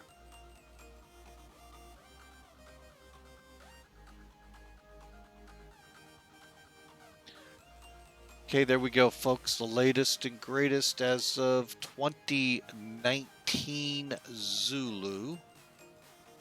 And that's one thing I don't know. If I had to make a suggestion to charts, if we could get a Zulu clock on here would be nice, unless I'm just blind and missing it. And I can hear the CEO behind me going, yeah, it's the blind and missing it probably. But honestly, I don't see it. Yeah, 2043 is the current time, and that METAR was 20 minutes ago. Winds 300 at 4, variable. Got a decent sky visibility. Got light rain. Broken 200, broken 500, overcast 4,600. All right, folks, ceiling 200 feet. All right, so we're going to be doing a different approach here today. Thunderstorms in the area 1717. We're going to be pretty close to Autoland time. I haven't done an Autoland in this plane. Spaceman, please forgive me for how hard my airplane may hit the runway right now, as we're going to be trying something I've never done in here. But the weather warrants it. Okay, so we're going to select the ILS 34. And I don't see, what do we, okay, final. That'll work. And do we have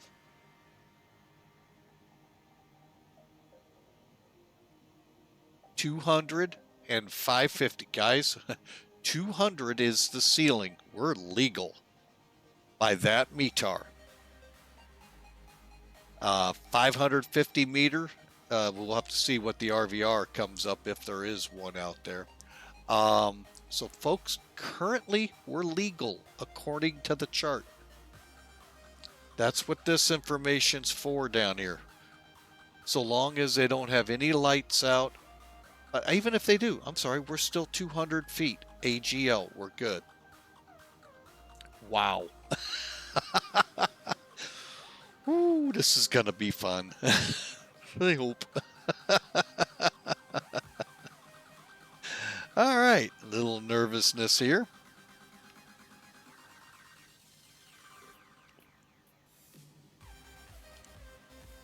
And that's one thing I didn't check here. Hang on a second.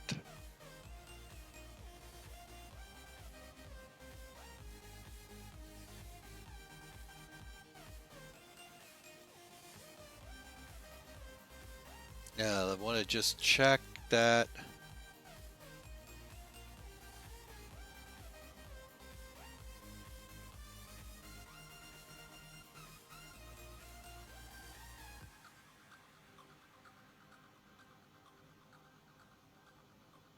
All right, so it's going to be an Autoland, and we are doing good with Pan Am Virtual. All right, so let's talk it, because we're going to need to.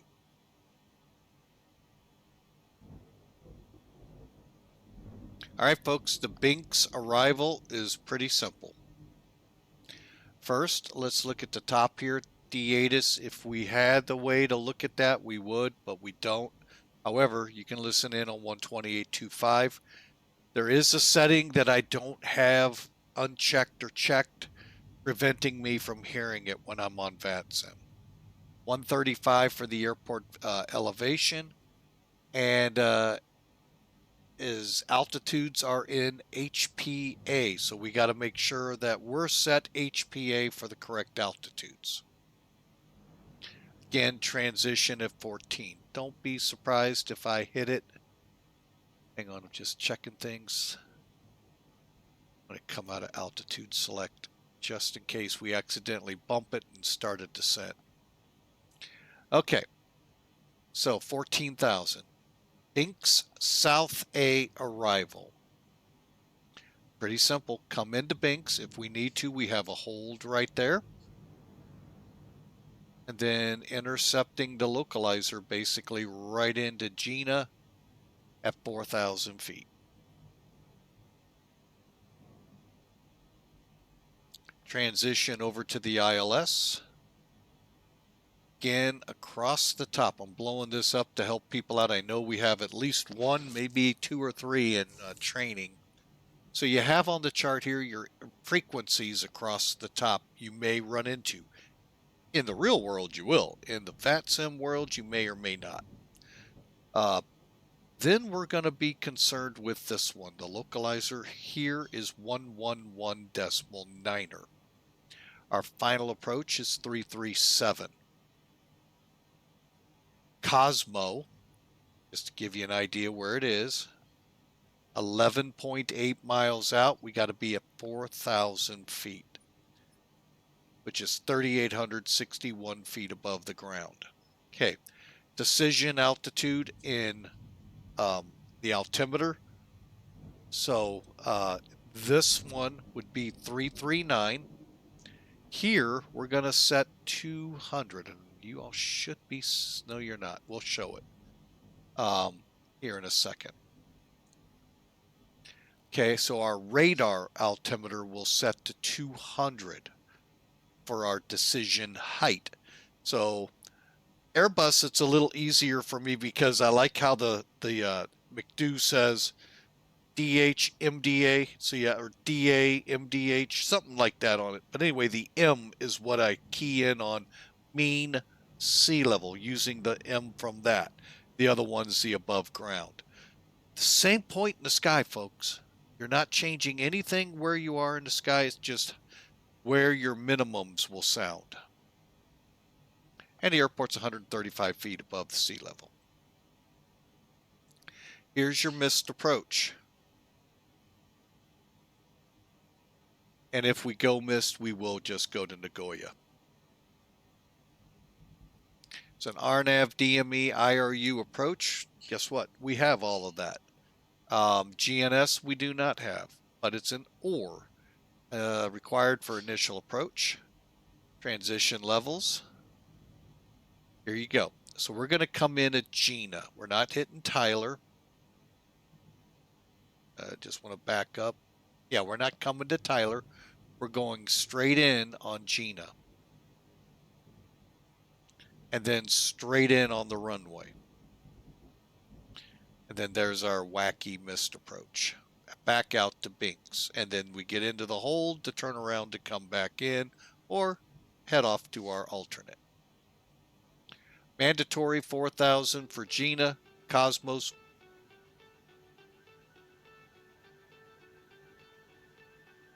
for 4,000. And coming down. glide slope today. We'll come back to the chart in a minute. We got a full load of landing lights. Pappies will be on our left, and again, we've already been over this. 200, we're legal. 550 meters. 9999 is what we're getting. So we should be, as I've understood, that's a legal visibility for us.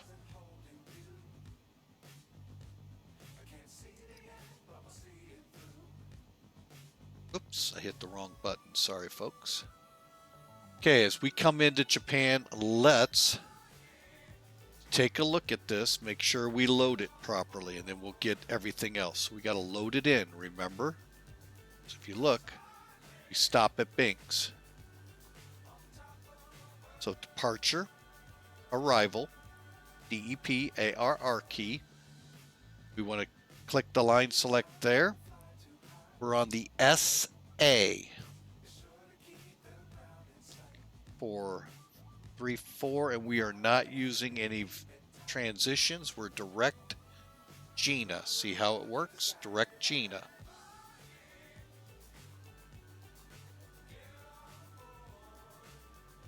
Execute. Now let's go back to legs. Now this, folks, is where some people all of a sudden see the plane starting to turn because it's going back to whatever that last fix was. And that's why I keep the heading in some sort of fashion close to what we're doing, which is off right now, but it's not bad.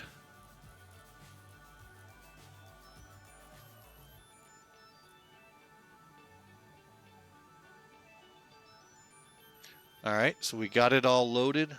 Cosmo.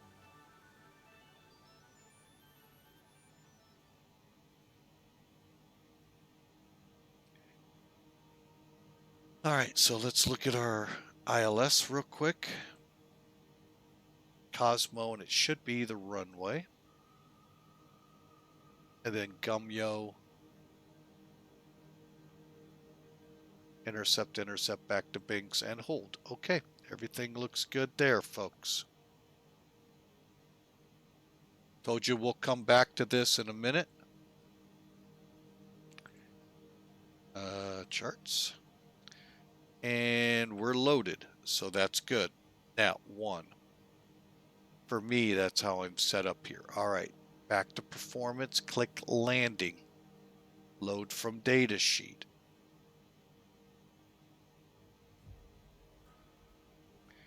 Narita's 3-4 left is 13,123 feet long.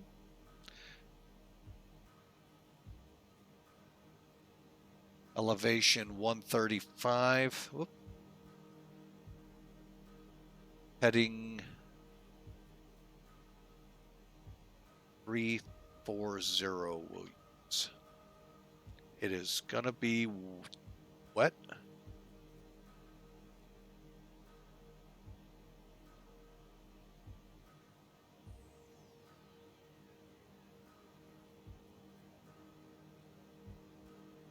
Get the temperature in here.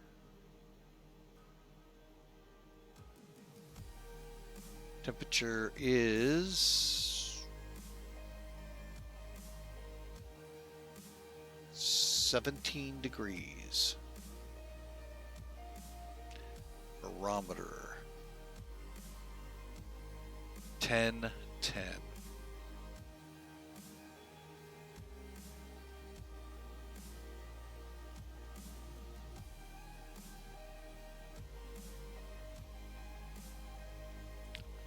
Now I'm going to cheat a little bit.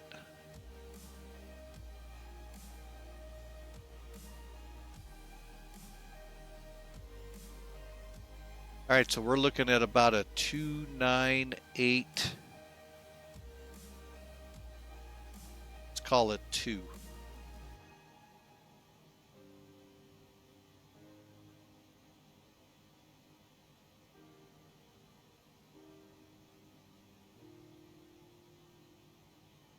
Okay. 2982. All right, now if we go wet, we're going to have to say damp to give us numbers we can work with. 5,800 feet, medium. That's what we'll go with. All right, and then here's our flap speeds. VREF 133, we'll do approach at 143, set our speed bugs. So, now with that information, we come back to our charts.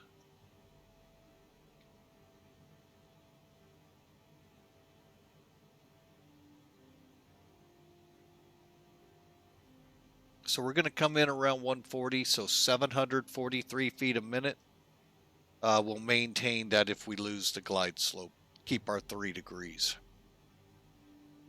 But again, the minimum descent is 200 feet AGL.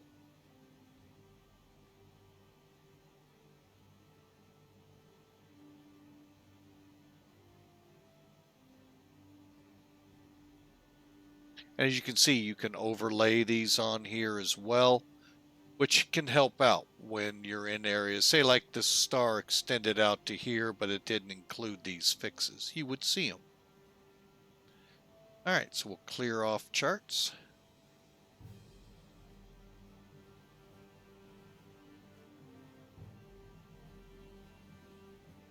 All right, we are set for arrival.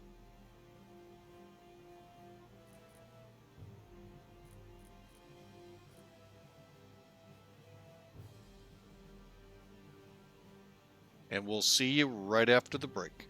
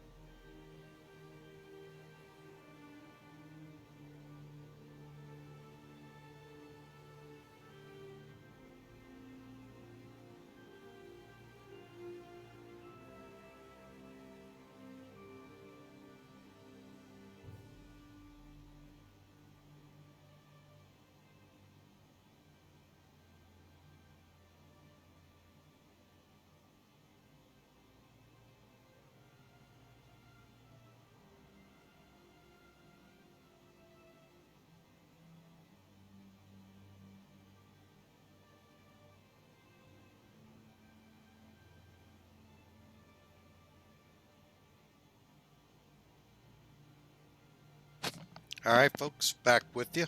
Had to take a quick latrine break. And welcome into Flying with Mike. We are slowly working our way into the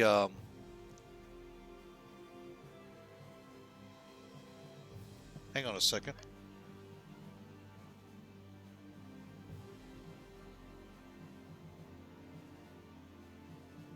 Sorry, folks, had a weird noise. Just like, what the heck was that?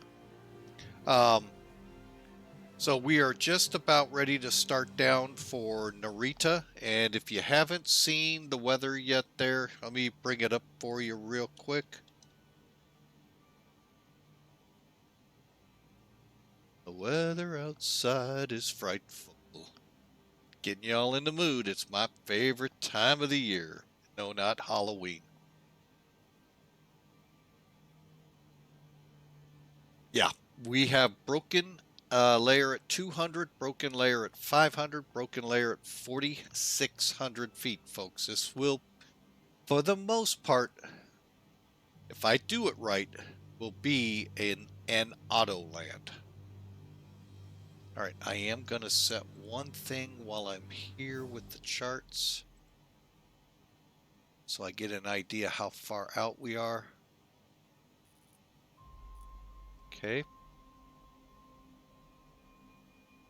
I know we're too far out right now. Just setting Narita up here.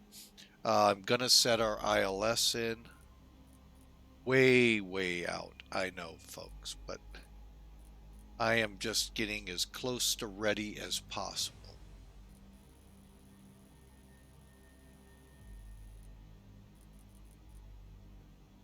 Three, 337.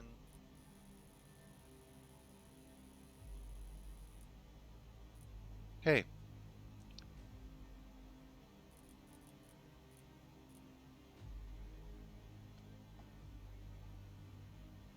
All right, looking down here, folks, we got about 129 miles to top a descent. And I think that's going to be accurate. Basically, what it is, it's going to be Gina at 4,000 feet, which is the initial for the 3-4 left arrival on the ILS. Okay, and there. As we cross Mitre, headed for Burma, and we'll actually overfly our alternate, which is currently VFR. But believe it or not, I find that to be an airport that we see a lot of these aircraft go to now, RJGG. So it really works out as a really good alternate, I guess. All right, somebody's getting ready to depart. That would be, hang on if I can get to the right page. Matt 1997 getting ready to roll out of, I believe he said it was Charlotte to Fort Lauderdale, or the reverse.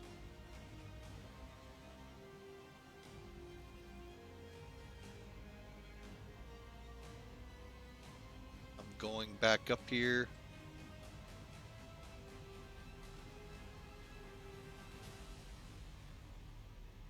Charlotte to Fort Lauderdale, to the fort.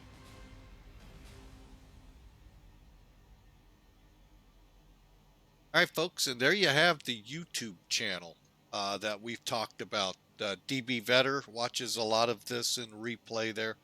Folks, I get it. Especially here in the U.S., this is when most people are getting off work in the time slot that I can fly in. And over in Europe, they're already home, starting to think about their pillows. So I get it. I'm just glad you're all here. Glad you're here. Glad we had DBV. Let me try that again. DB Vetter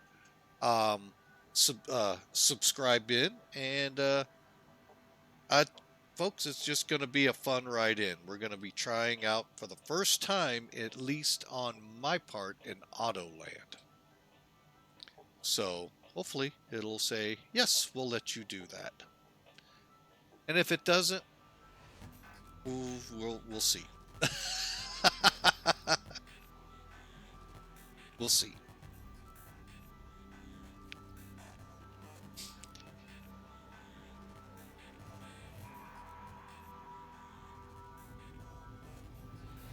And as the song just playing here says it so eloquently, titled Faith.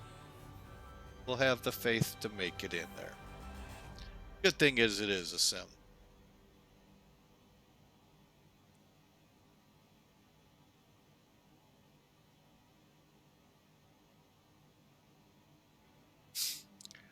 All right, we are now 21 minutes out. We are showing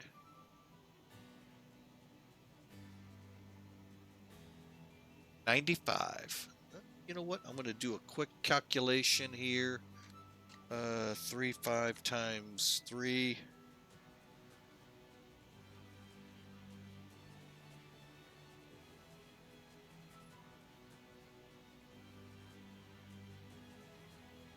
Yeah, that would have been about right.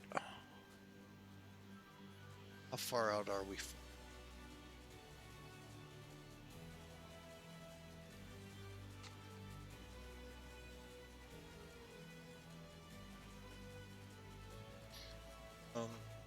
It's a bit far out, but that's okay.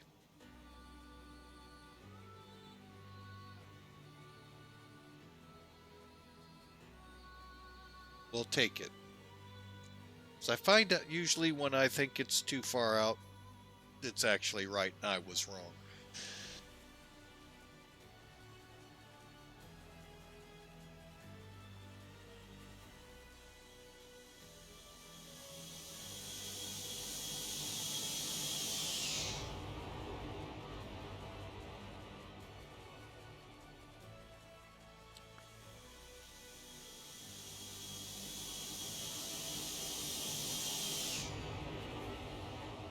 Pretty good wind we're crabbing with there.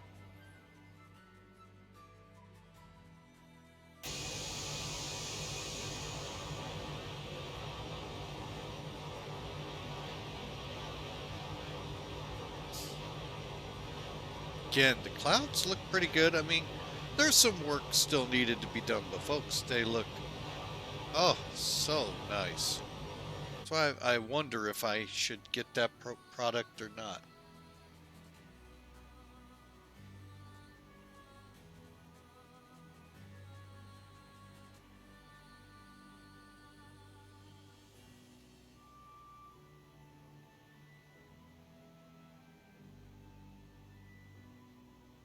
All right, folks, I am just going to kind of sit back and get ready for this approach. I hope y'all enjoy the music in the background as we prepare for the arrival here in about 80 miles.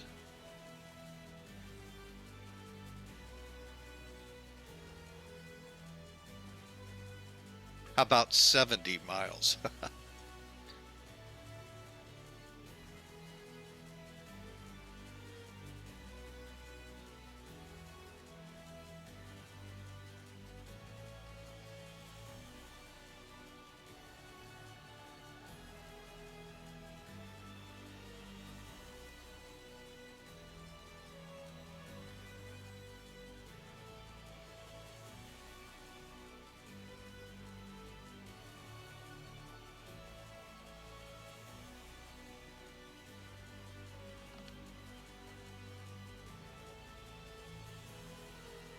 All right, folks, and as the clock says at the top there, 18 minutes to go.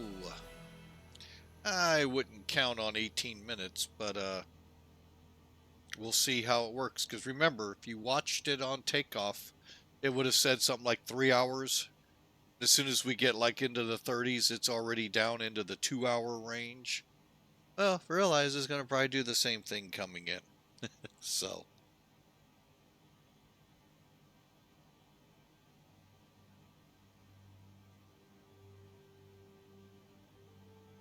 And we will be turning the music off on this approach. So as soon as we reach top of descent here in about 55 miles or so, we will go into a sterile cockpit. And not because the real world would, actually the real world would already be in one, but because there's going to be a lot of work. And that's what this airplane's all about. So, and I did this earlier. I'm going to do this again.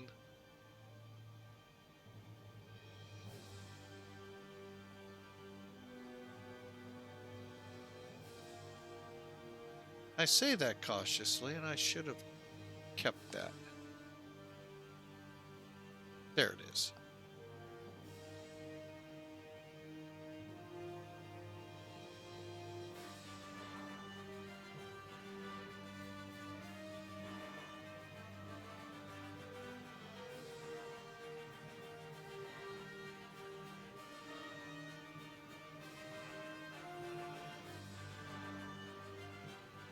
Hope that helps, folks.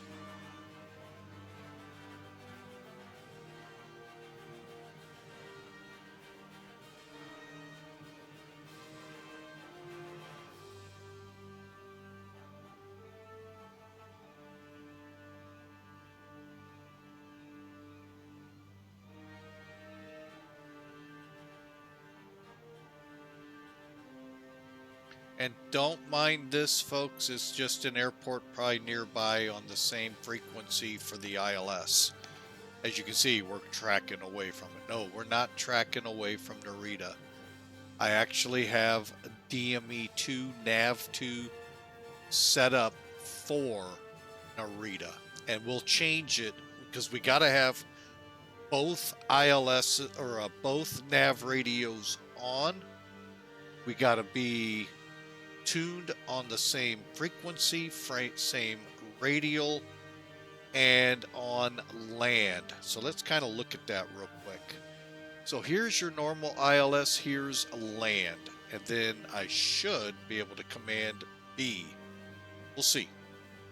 Like I said, I've never done this before, so any tips out there from those of you who have auto-landed this plane? Now's a good time. Got about 20 minutes to go, folks.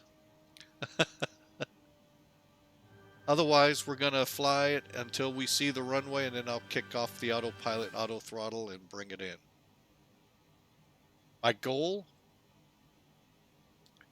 just so you all know, to be fully configured at Cosmo, which is, like we said, 11 miles out. So it's going to be a slow drag in. But intentionally, because that's how it really is. Give you another neat little factoid about this airport. They had a rash of injuries when they were running on the 3-4s of people getting hit by ice. What was happening is the aircraft would come in and be dropping the landing gear, you know, out at about Cosmo or slightly in, and ice would come off as they lower the wheels. So a procedure came in that at Gina, 15 miles out, they would drop the landing gear so it would all fall into the sea, potentially not hurting anyone. Bad thing is you're dragging 180 knots for a long way. But it is what, you know, it is what it is. You got to do what the procedures say. We don't have that here, but it could come into play one day. So, but isn't that wild? And it, you know, I mean, it's tropical, folks. It rains. And if it rains at these, you know, up here at this altitude, could be some ice on the aircraft.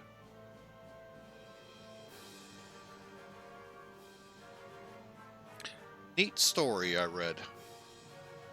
Okay, we're 16 miles out. Let's set that top to 4,000.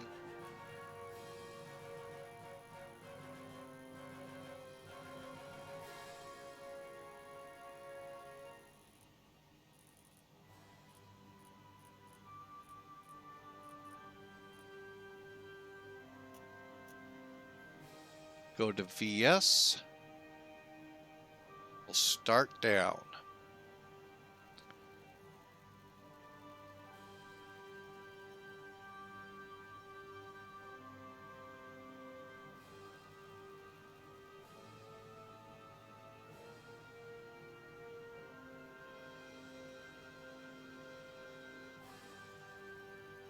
Now realize, folks, as you're coming down, your speed's going to be increasing. So if you're going to maintain Mach,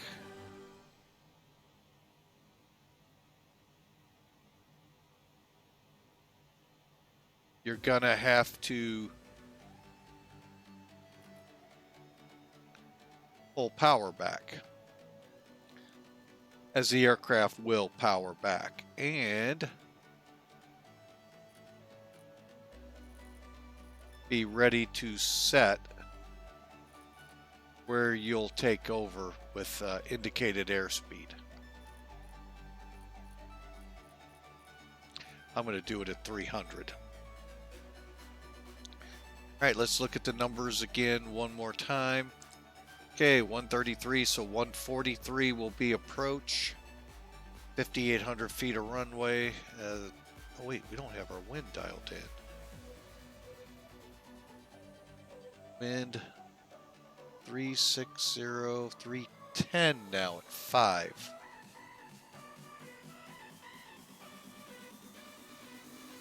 Double check. 310 at 5, still 200, 500, 4600, 1010, 30 rain, drizzle. Okay.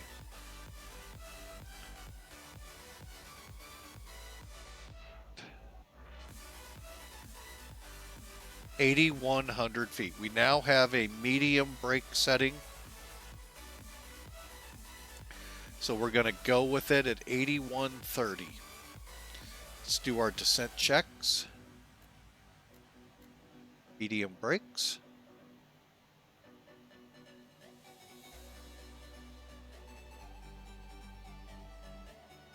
Going to let the plane descend a little bit. All right, we're going to switch into IAS.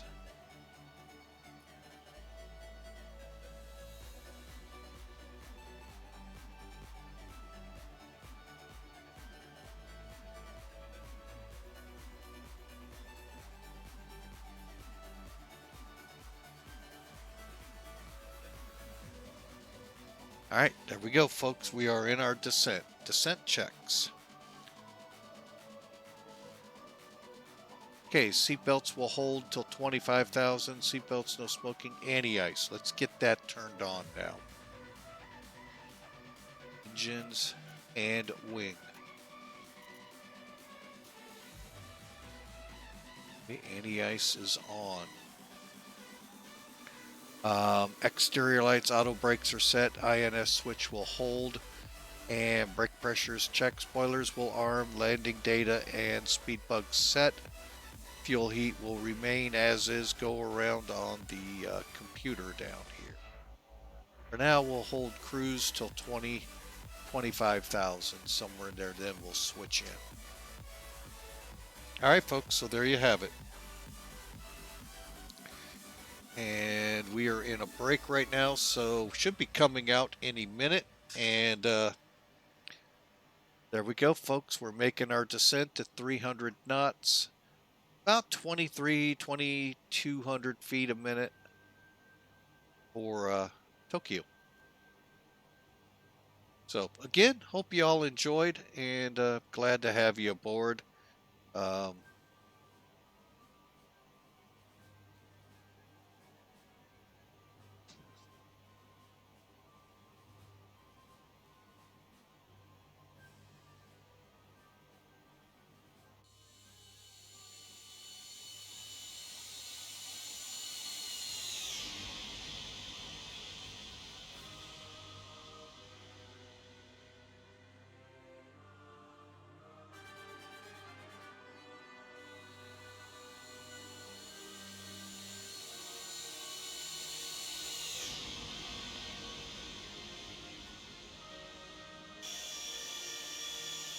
It's the only bad thing when you have a white airplane, kind of blends in with the clouds.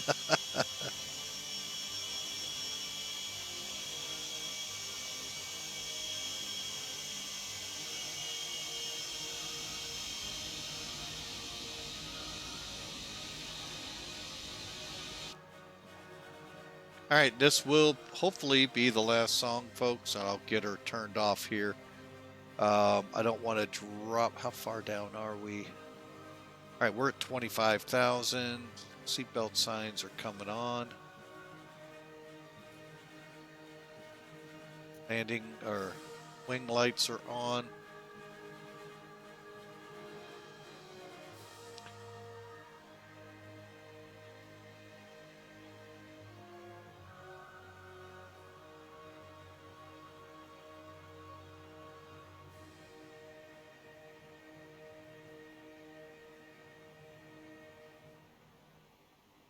All right, we'll kill the music early. Sorry about that. I know some of you like that song.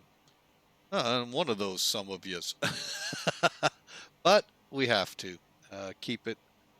Not keeping it regulatory-wise, but we got a lot going on now, folks. All right, so we're punching in. We have our anti-ice ready.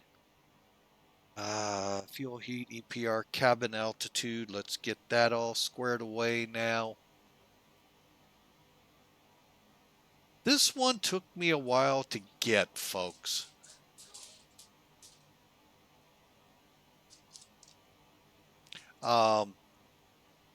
so we've got a cabin altitude of 6,500 feet.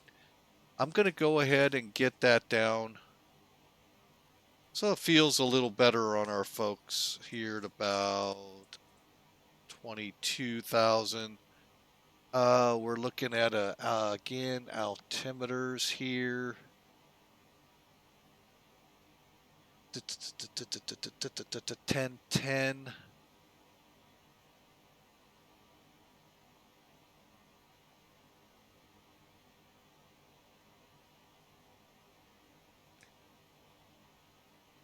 All right, right there, so about 2982-ish. That'll set good for our cabin.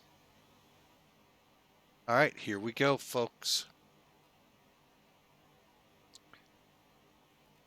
And like I said, expecting as much of an Autoland as we can.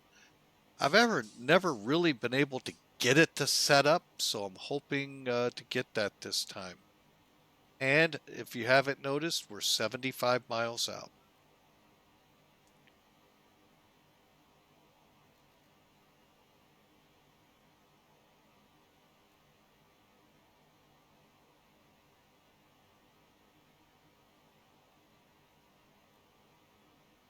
Oh my, the mascot has gone crazy. They said the W word. The walk. All right. And I just happened to notice I'm missing, shame Hawker wasn't here for all of this fun.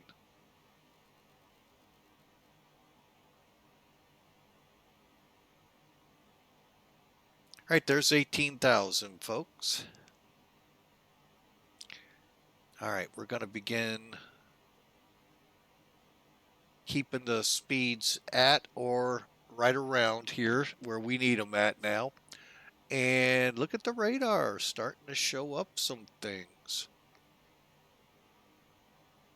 May lose it because I'm tilting it. All right.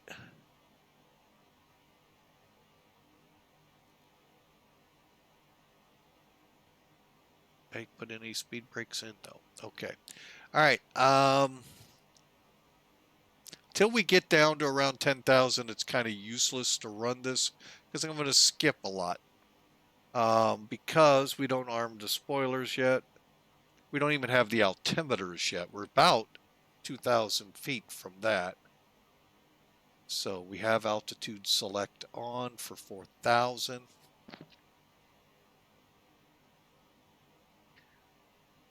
Okay, I think at this juncture we're pretty well set.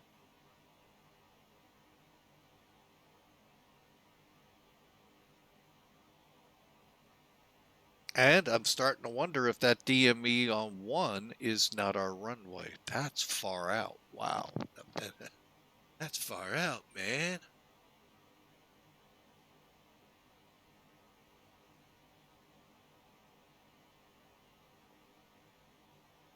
All right, I am going to go ahead now, set for 250, actually 240.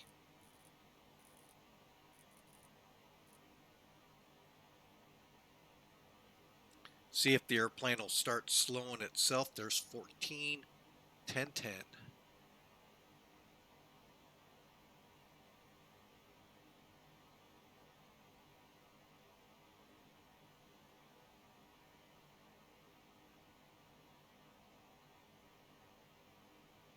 Just want to make sure we're in the ballpark here. Good.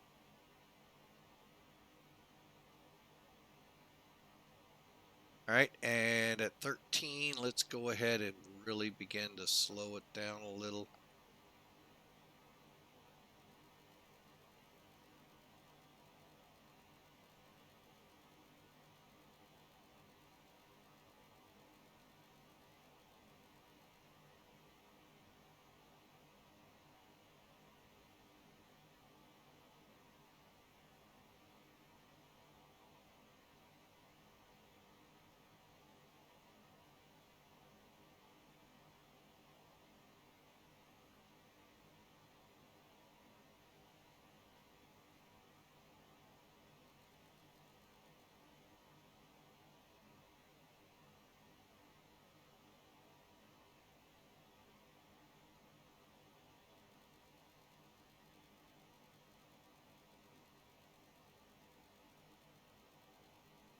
Okay, we're going to go ahead and help it along here a little bit.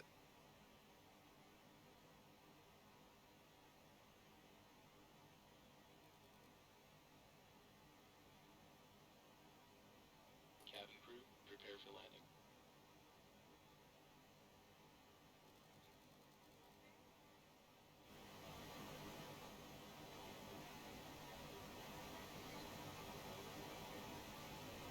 All right, we got the sound turned back up.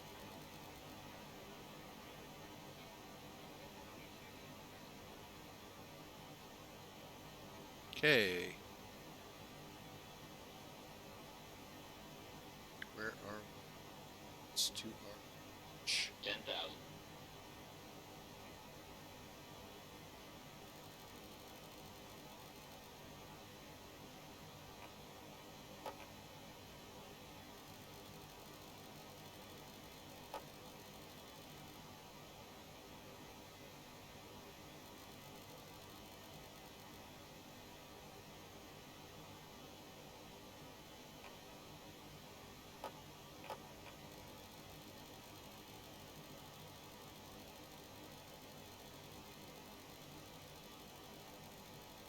All right, folks, we are getting close to the arrival.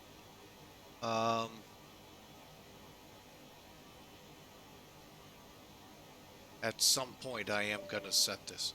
All right, there's our back there saying they're ready. Cabin ready. Boy, are we in it. Holy mackerel. Speed brakes to maintain even this.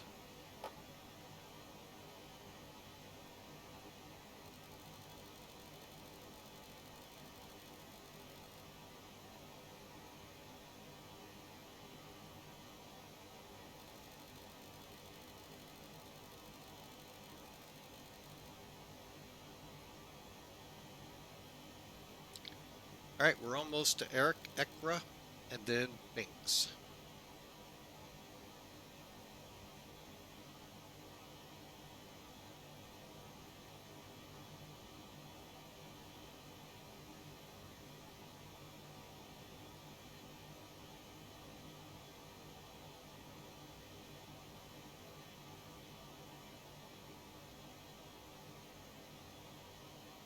Okay, there's 240. Sure those lights are on. Like anything can see us in this soup. Again, Tokyo is not lit up. So let's see what's...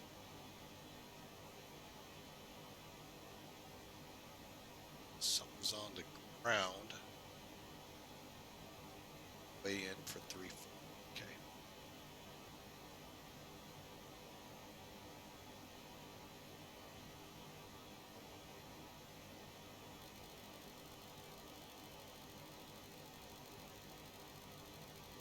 Erica, I'm going to slow to 220.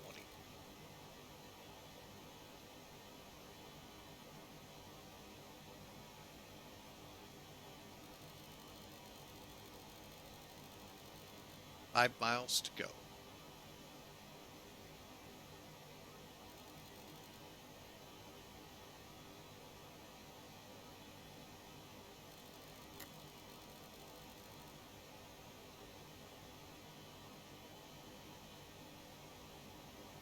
Now's the level off.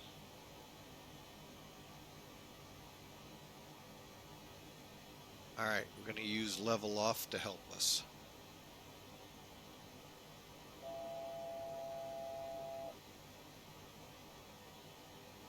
Okay, so we're going to come in from BINKS at 4,000 feet.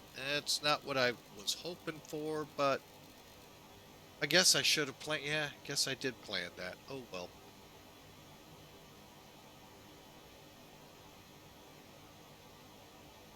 Right now it's down to 220.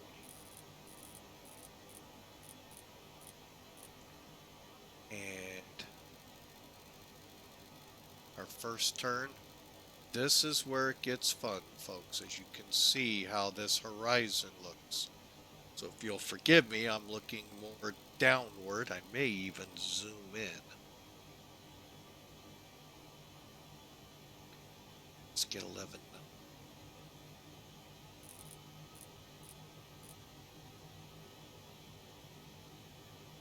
All right.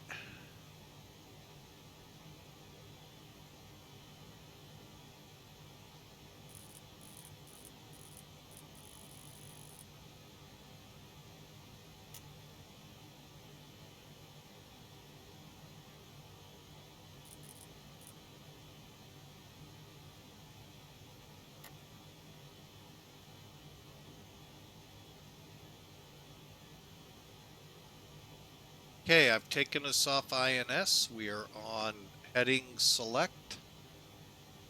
337 for the approach.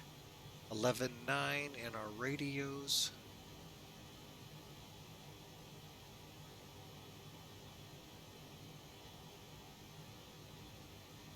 About 3 miles from BINKS. I'm going to turn us onto the intercept, say, of, we'll do about 010. That should, 010, actually, I just turned due north for the intercept.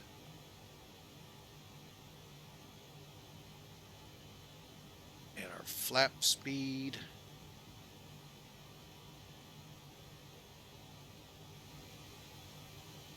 Okay, a couple things we can turn off now.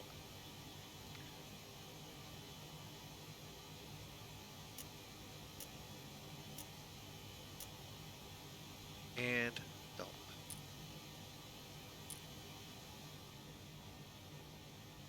Should be very close.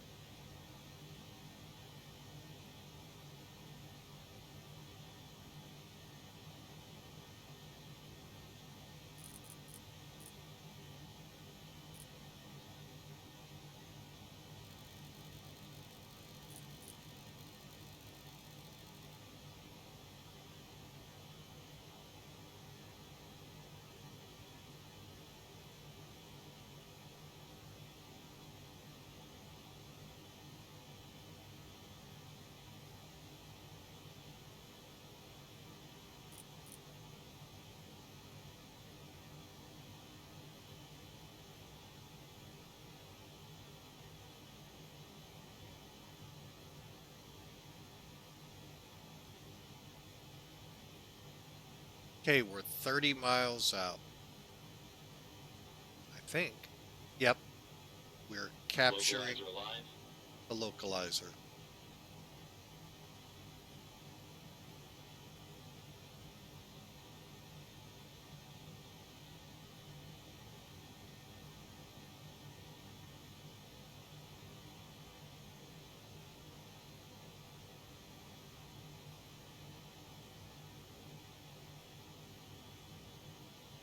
Into it. GS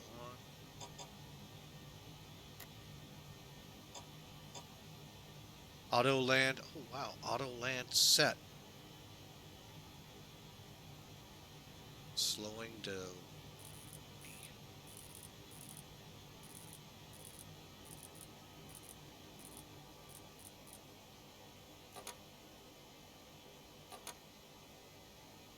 Flaps 5.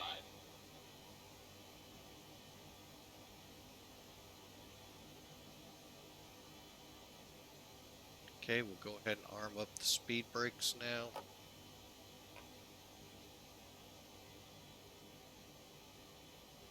See what I forgot. Checklist, please.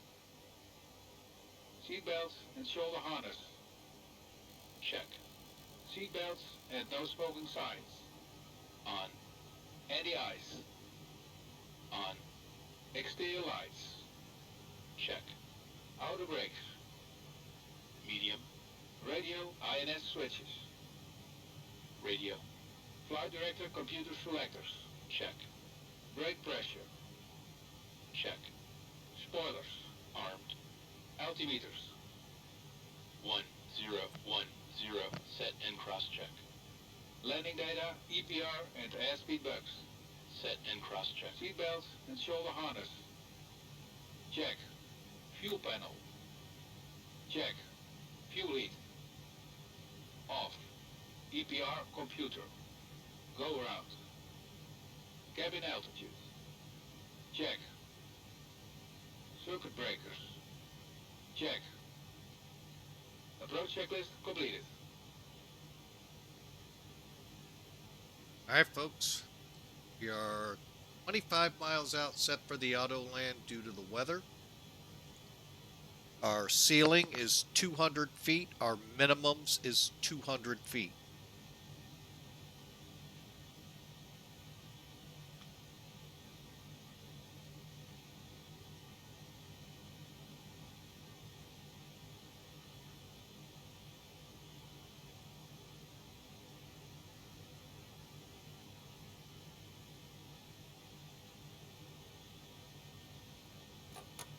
Okay, let's go flaps 10. Flaps 10.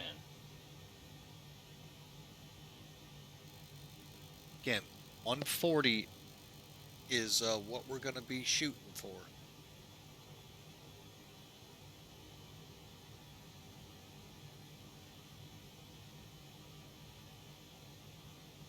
Going to use Gina to begin that slowdown.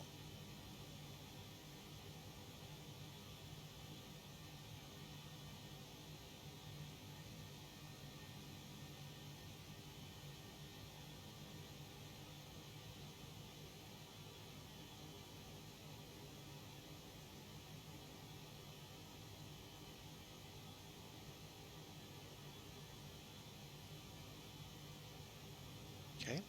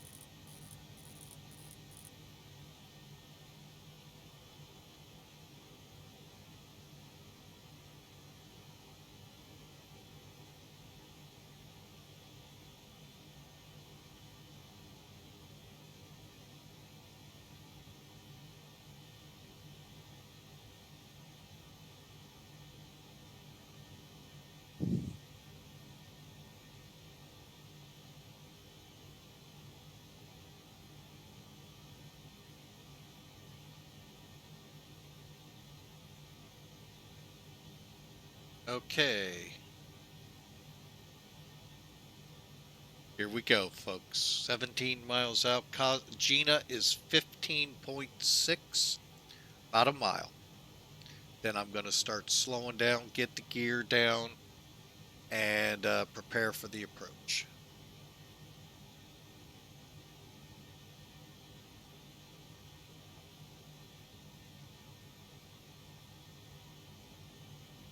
Quick last look.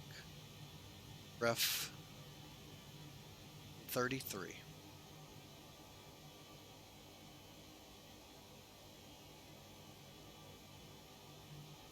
Okay, here we go.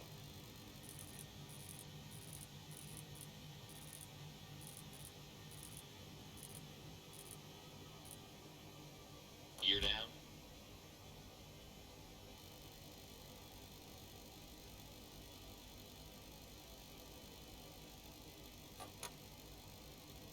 Flaps 20.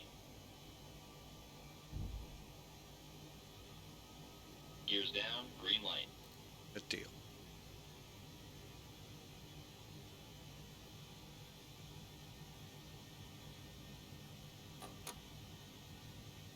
Flaps 25.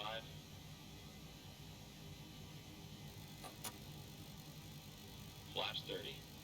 Okay, we're ready. Run the checks. Landing checklist. Gear. Down and check. Down and check. Flaps. Flaps 30. Flaps 30. Ignition.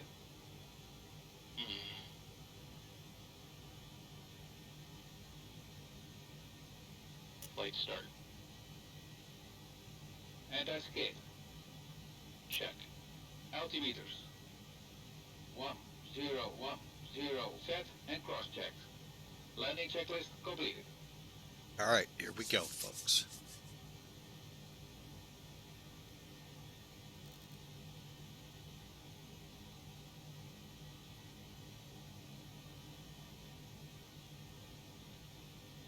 Okay, Cosmo.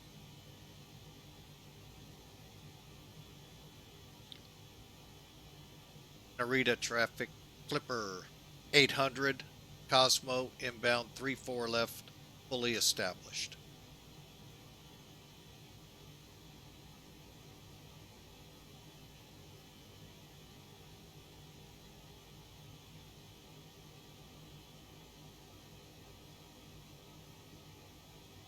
Narita traffic, Dynasty 137, taking off from 134 left.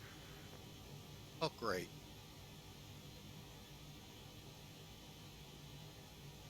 No.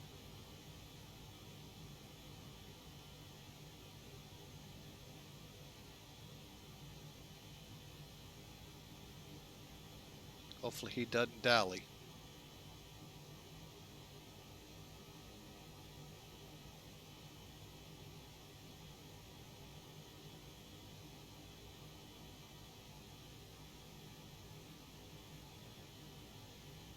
Traffic, Dynasty 37, passing 1000. Cool, he didn't dally.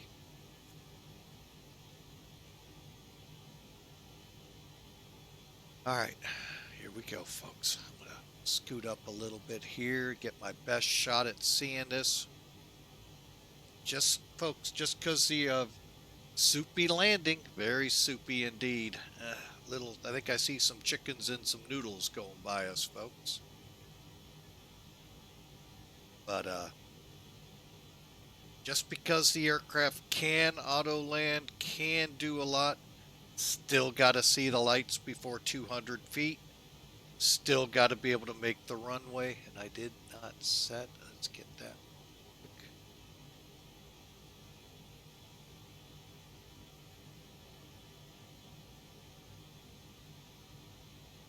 Hoping to see it. Oh, I got the ground. I've got lights.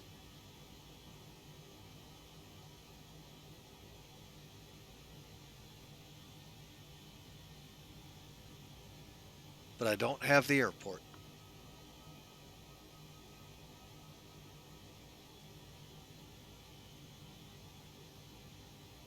But we're still 5 miles out. Narita traffic, Clipper Autoland 800. status arm. 4.5 mile final, 3-4 left.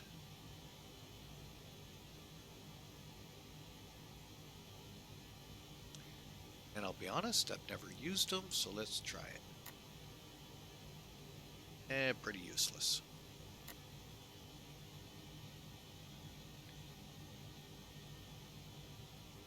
Guess what I see, folks? I got runway lights.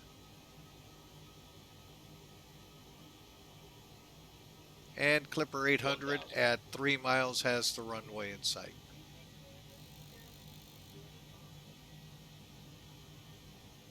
I'm going to go ahead and continue in on an auto land. I've never done it.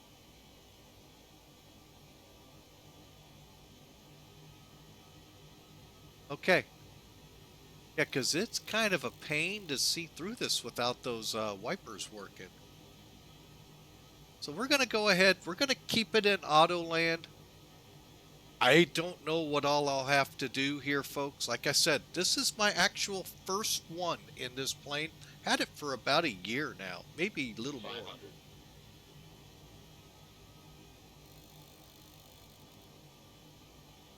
And Narita traffic, 1 mile final, 3-4 left, runway in sight. Don't think.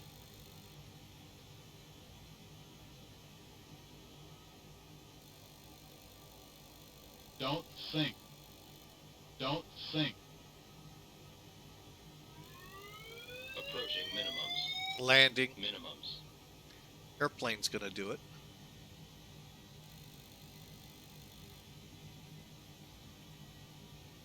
$50, $40, $30, $20, $10.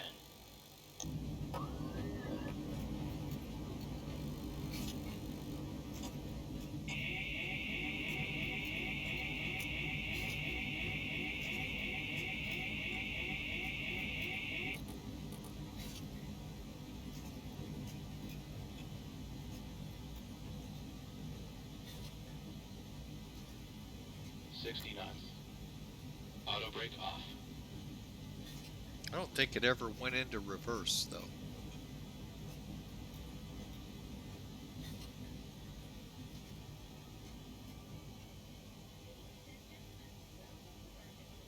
Welcome to Narita, folks. And DB, you said you think they work on the ground? Well, we're going to find out.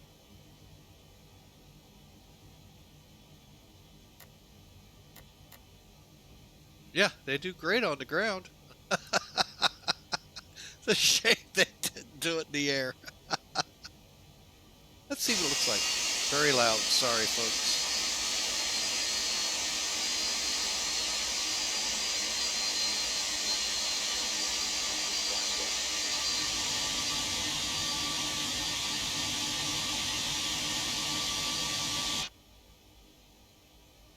All right, I turned a little early. I want to head over.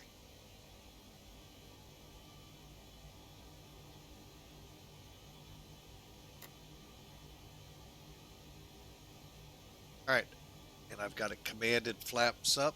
Okay, get those spoilers down.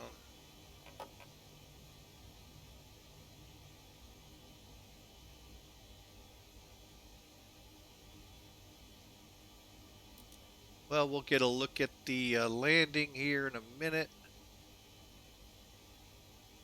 After landing checklist. Brake pressure. Check. Body gear steering. Hold on. Arm.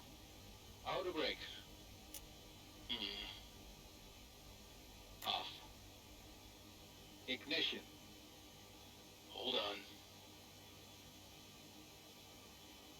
Off. Engine and wing anti-ice.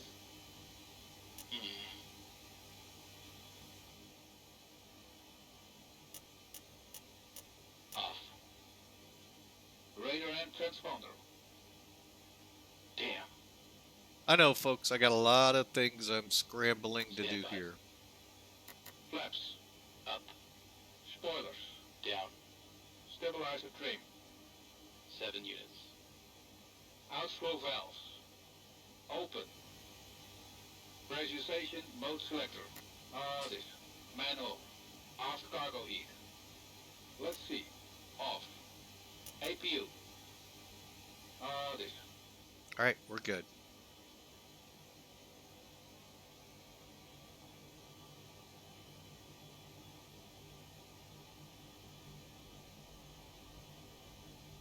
Check. Checklist completed.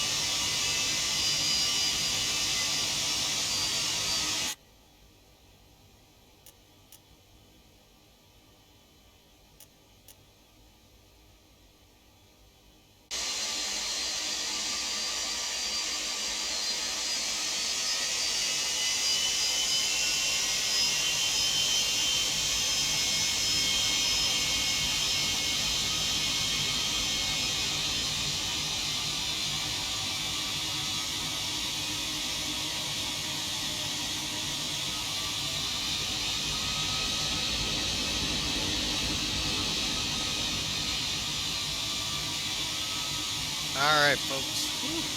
That's a checklist. Well, I'm going to tell you this much, DB. It worked great on this one, too, I think.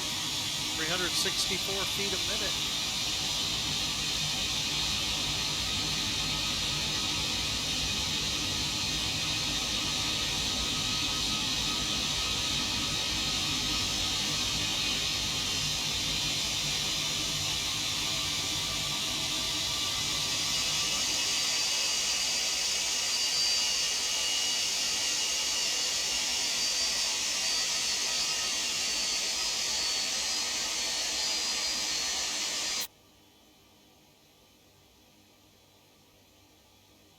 All right.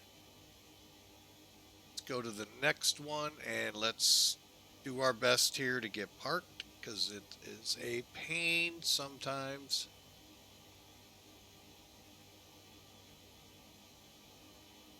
All right. Let's get the chocks under it.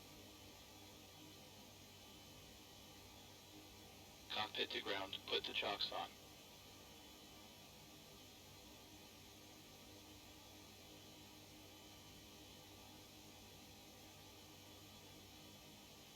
Okay. Chocks are on. All righty. Let's do it. So the APU's on.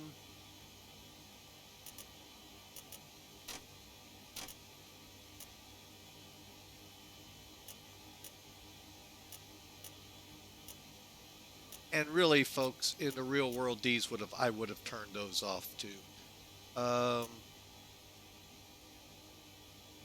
Okay, cargo heat.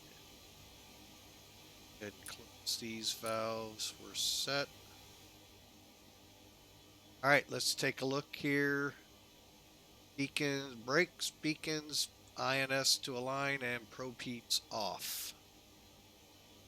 All right, with the APU on.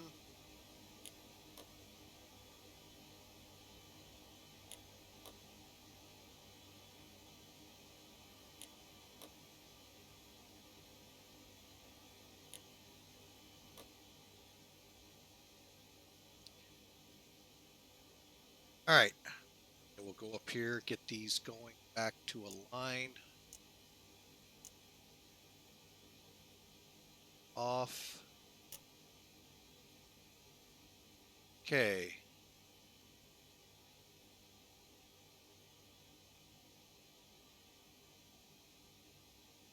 Got it. All right.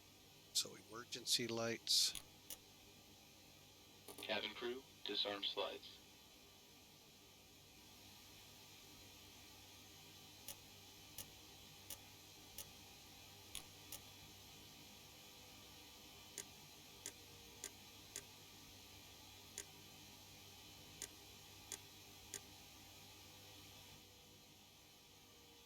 Hydraulic reserve, fuel, and radar.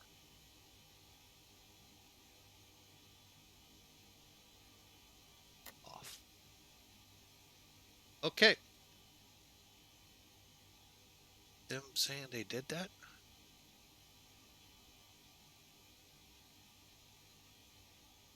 Because I need to do this.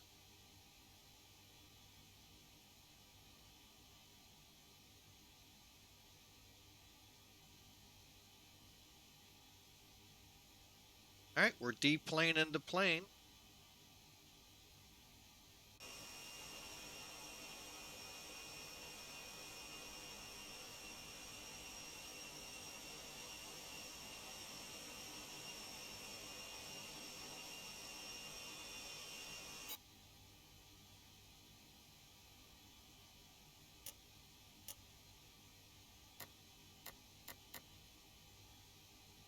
Okay. Sorry about all that, folks. Let's run that final checklist and then we can start talking All through right, it. secure cockpit checklist. Brakes. Hold on. Hang on, we're going to have to skip. Beacon lights. Off. INS. Align. Probe and window heat. Oh, that's right. I didn't turn the probe heat off. Off. Back valves. Check. Fuel boost pumps. Off. Reserve tank valves. Closed. Hydraulic panel. Check. Oxygen. Check. Flight recorder. Off. Emergency lights. Off. Radar. Off. INS. Off. Radio switches. Let's see. Check was completed. All right, folks, you heard it first here. We still got 185 people taking their sweet time off the plane. Welcome to Tokyo, and folks, we got an extra trick out of it. We got to land Autoland. Technically, yeah, I should have been able to land it, but I'm gonna be honest, while I could see runway environment, see the runway, I'll be honest, without those wipers working, folks, that was pretty rough. And I don't know if that's how it is in the real plane. Old 747-200 pilots, let me know. I'd love to know.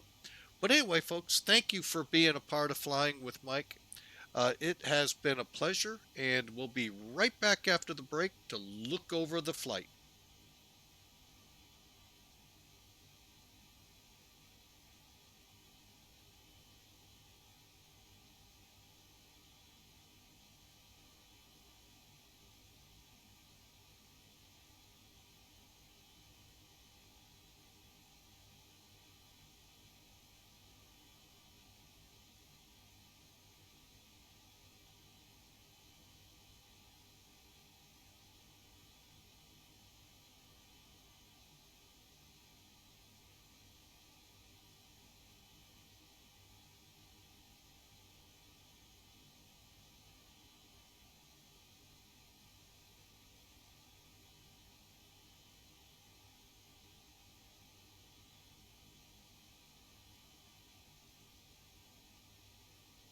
All right, folks, sorry for that. I was getting us ready to go here.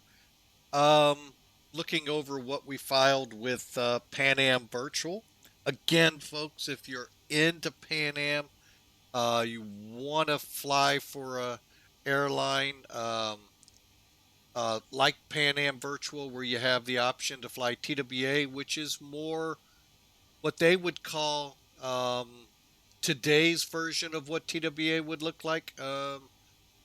That's pretty far stretch, but still, you know, hey, there they are. Check them out here. Just head over to here, and I'll let you be the deciding factor on that. All right. Looking up here, and if you're, while I'm at it, let's do it. Let's get them all taken care of. Where is that 742 at again?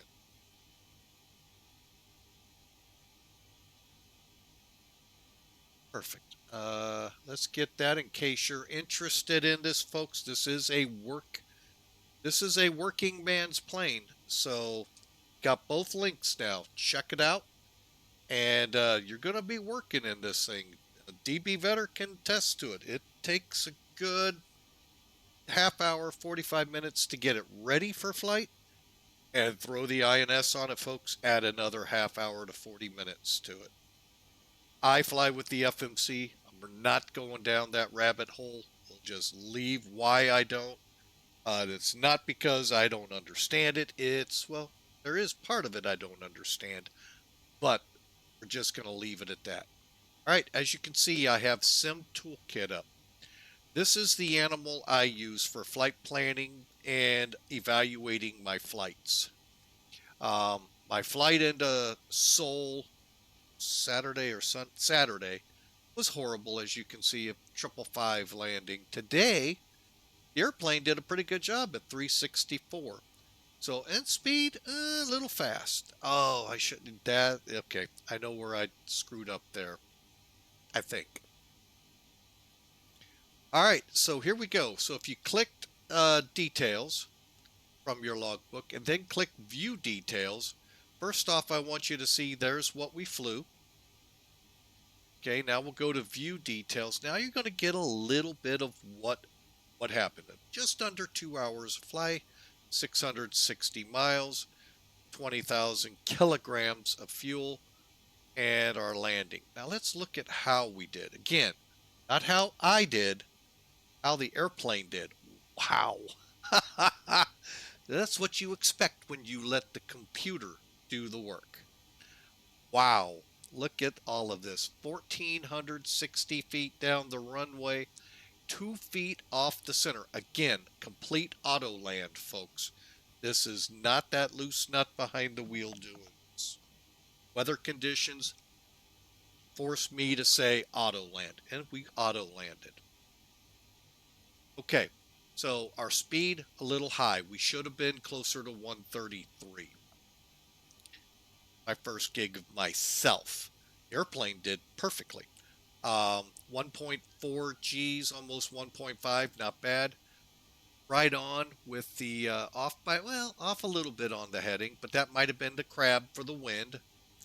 And pitch 1.4. We're going to get a little bit of a look at that hopefully here in a minute. All right, real quick with this runway. You don't want to land here, folks, from the blue dot back to the end of the box. That is the blast pad, and folks, you don't know what you're landing in there. Should be smooth, but I'm not going to guarantee that either. But from the blue dot on up the screen, that's where you should be aiming for. And actually, this is your aiming point when you're visual. Your PAPIs, your ILS, all gear it to be there. You're supposed to come over the threshold right at the right speed, so you're throttling back so that you will touch down there. And on certain runways, if you're not on the ground by here, folks, you could be going off the end of the runway, because midway is one of those. You got a short runway, so anyway, the landing zone ends at these hash marks, and they're about 500 feet apart. So that gives you an idea what kind of runway you've used. But if you start seeing them at the other end, tells you how much you have left. So overall, folks, a really good flight. And we ended up parking, I think, in this one. I believe it's this one or this one. I can't remember which one I turned for. So, all right, so that was a fun flight, folks. Very fun indeed. I hope y'all enjoyed it, because I know I had a blast.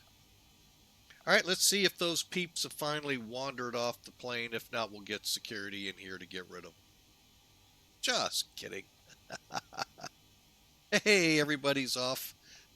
All right, so let's see if we're going to be able to try to look at some of this from a couple of angles. So let's get rid of Sim Toolkit, shall we?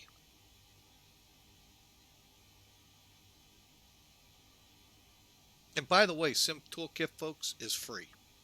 You don't get to hear that word much in the flight sim world, but it is free. Especially on that other sim. All right, let's take a look outside. Overall, rain, dampy. Oh well. Okay. I'm going to close up the door.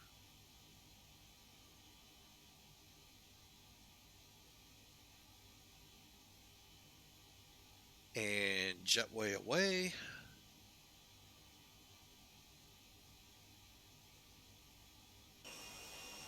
Yep. And then we'll get rid of the chocks. Cockpit to ground. Remove the chocks.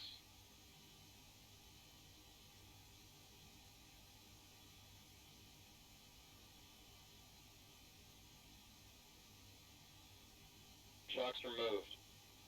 So far, so good, folks. Just about every time I've done a replay in the XP12 version 7, we've been good. Everything's worked. So we're going to try again. Of course, you know, that loose nut forgot to turn off VATSIM. Sorry, VATSIM, guys. Well, it turns you off anyway. So, here we go.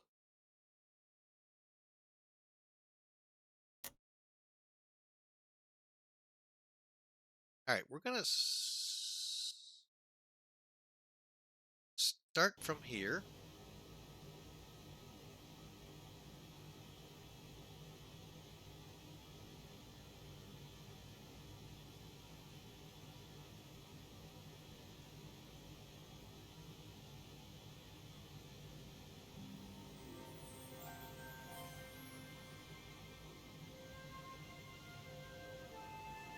There we go.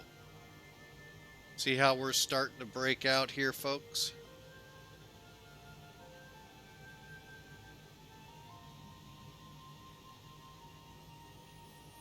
I misinterpreted that as runway. It's actually right in here. We're not there yet.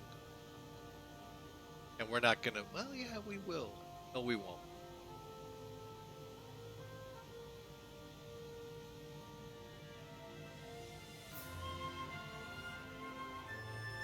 Now you see the runway. But see why keeping it on Autoland, folks, is smart? I really can't make out a lot visually, so keeping her on Autoland helped a lot. So let's speed in here a little closer.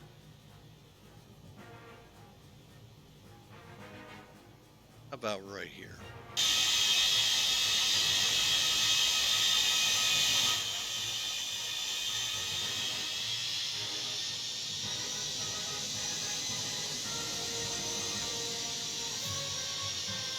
Nice and stable.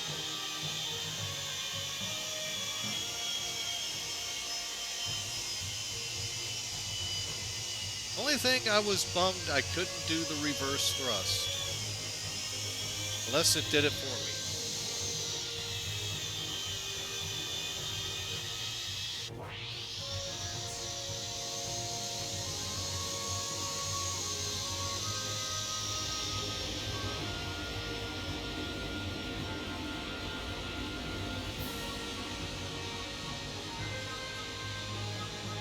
Beautiful flight.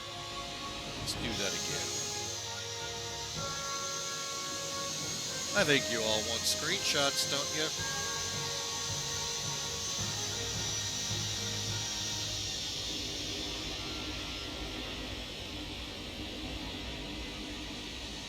Queen of the Sky arriving in Tokyo.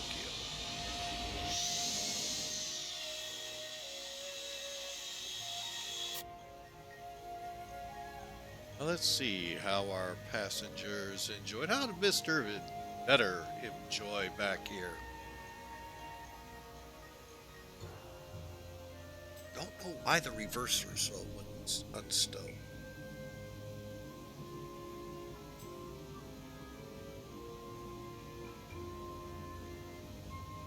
That I don't know. I have to do a little research. Nice landing though. Very nice.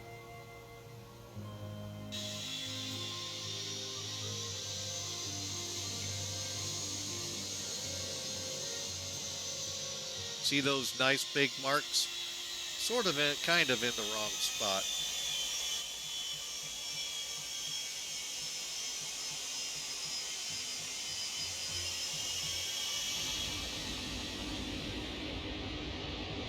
Sounds like they deployed though. Alright, let's watch it one more time. I'm going to pay attention to that one.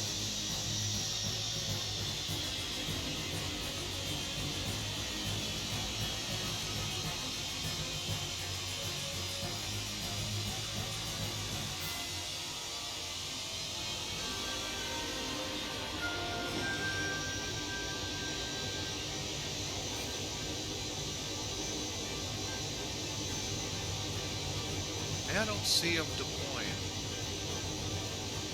Basically what reverse thrust is, folks, is it's taking your front fan here, taking that thrust, pushing it forward to help stop you. So, one more time, let's see what the tower saw.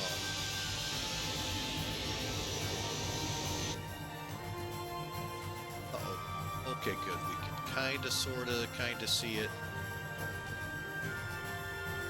Clipper 800, great landing. Alright folks, that was fun. What a fun flight indeed. Alright, let me get in the cockpit, do a couple things here. And parking brake set. Well folks, what a great flight. Glad to have you all aboard. If you're new to the channel, hey, would you think about smashing that follow button so you can see where we're headed? This isn't a great week for that. I go into training for the next couple of days, actually the rest of the week. We're going to try to get some streams in, but there is no guarantee how things will be after classes. So, this may be the only stream of the week. So, I hope you all, and since it may be, why don't I just say it? I hope you all have a great week. I hope you enjoy. Hey, get out there. Get the 747. Give it a try, folks. It is a blast. So, again, thank you so much for being a part of Flying with Mike. Click follow if you're new. Hey, YouTubers, smash that subscribe button and hit the like. Thank you so much. You all have a great day. God bless you all. And we'll see you the next time we take to the air. God bless. Have a great day.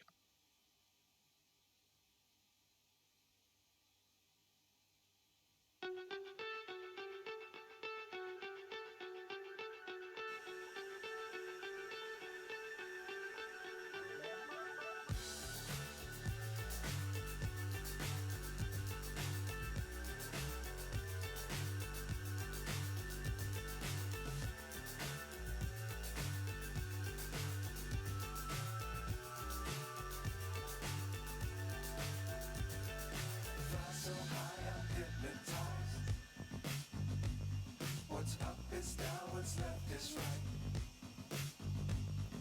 Chasing stars and holding you. I can't see the end, but we'll see it through.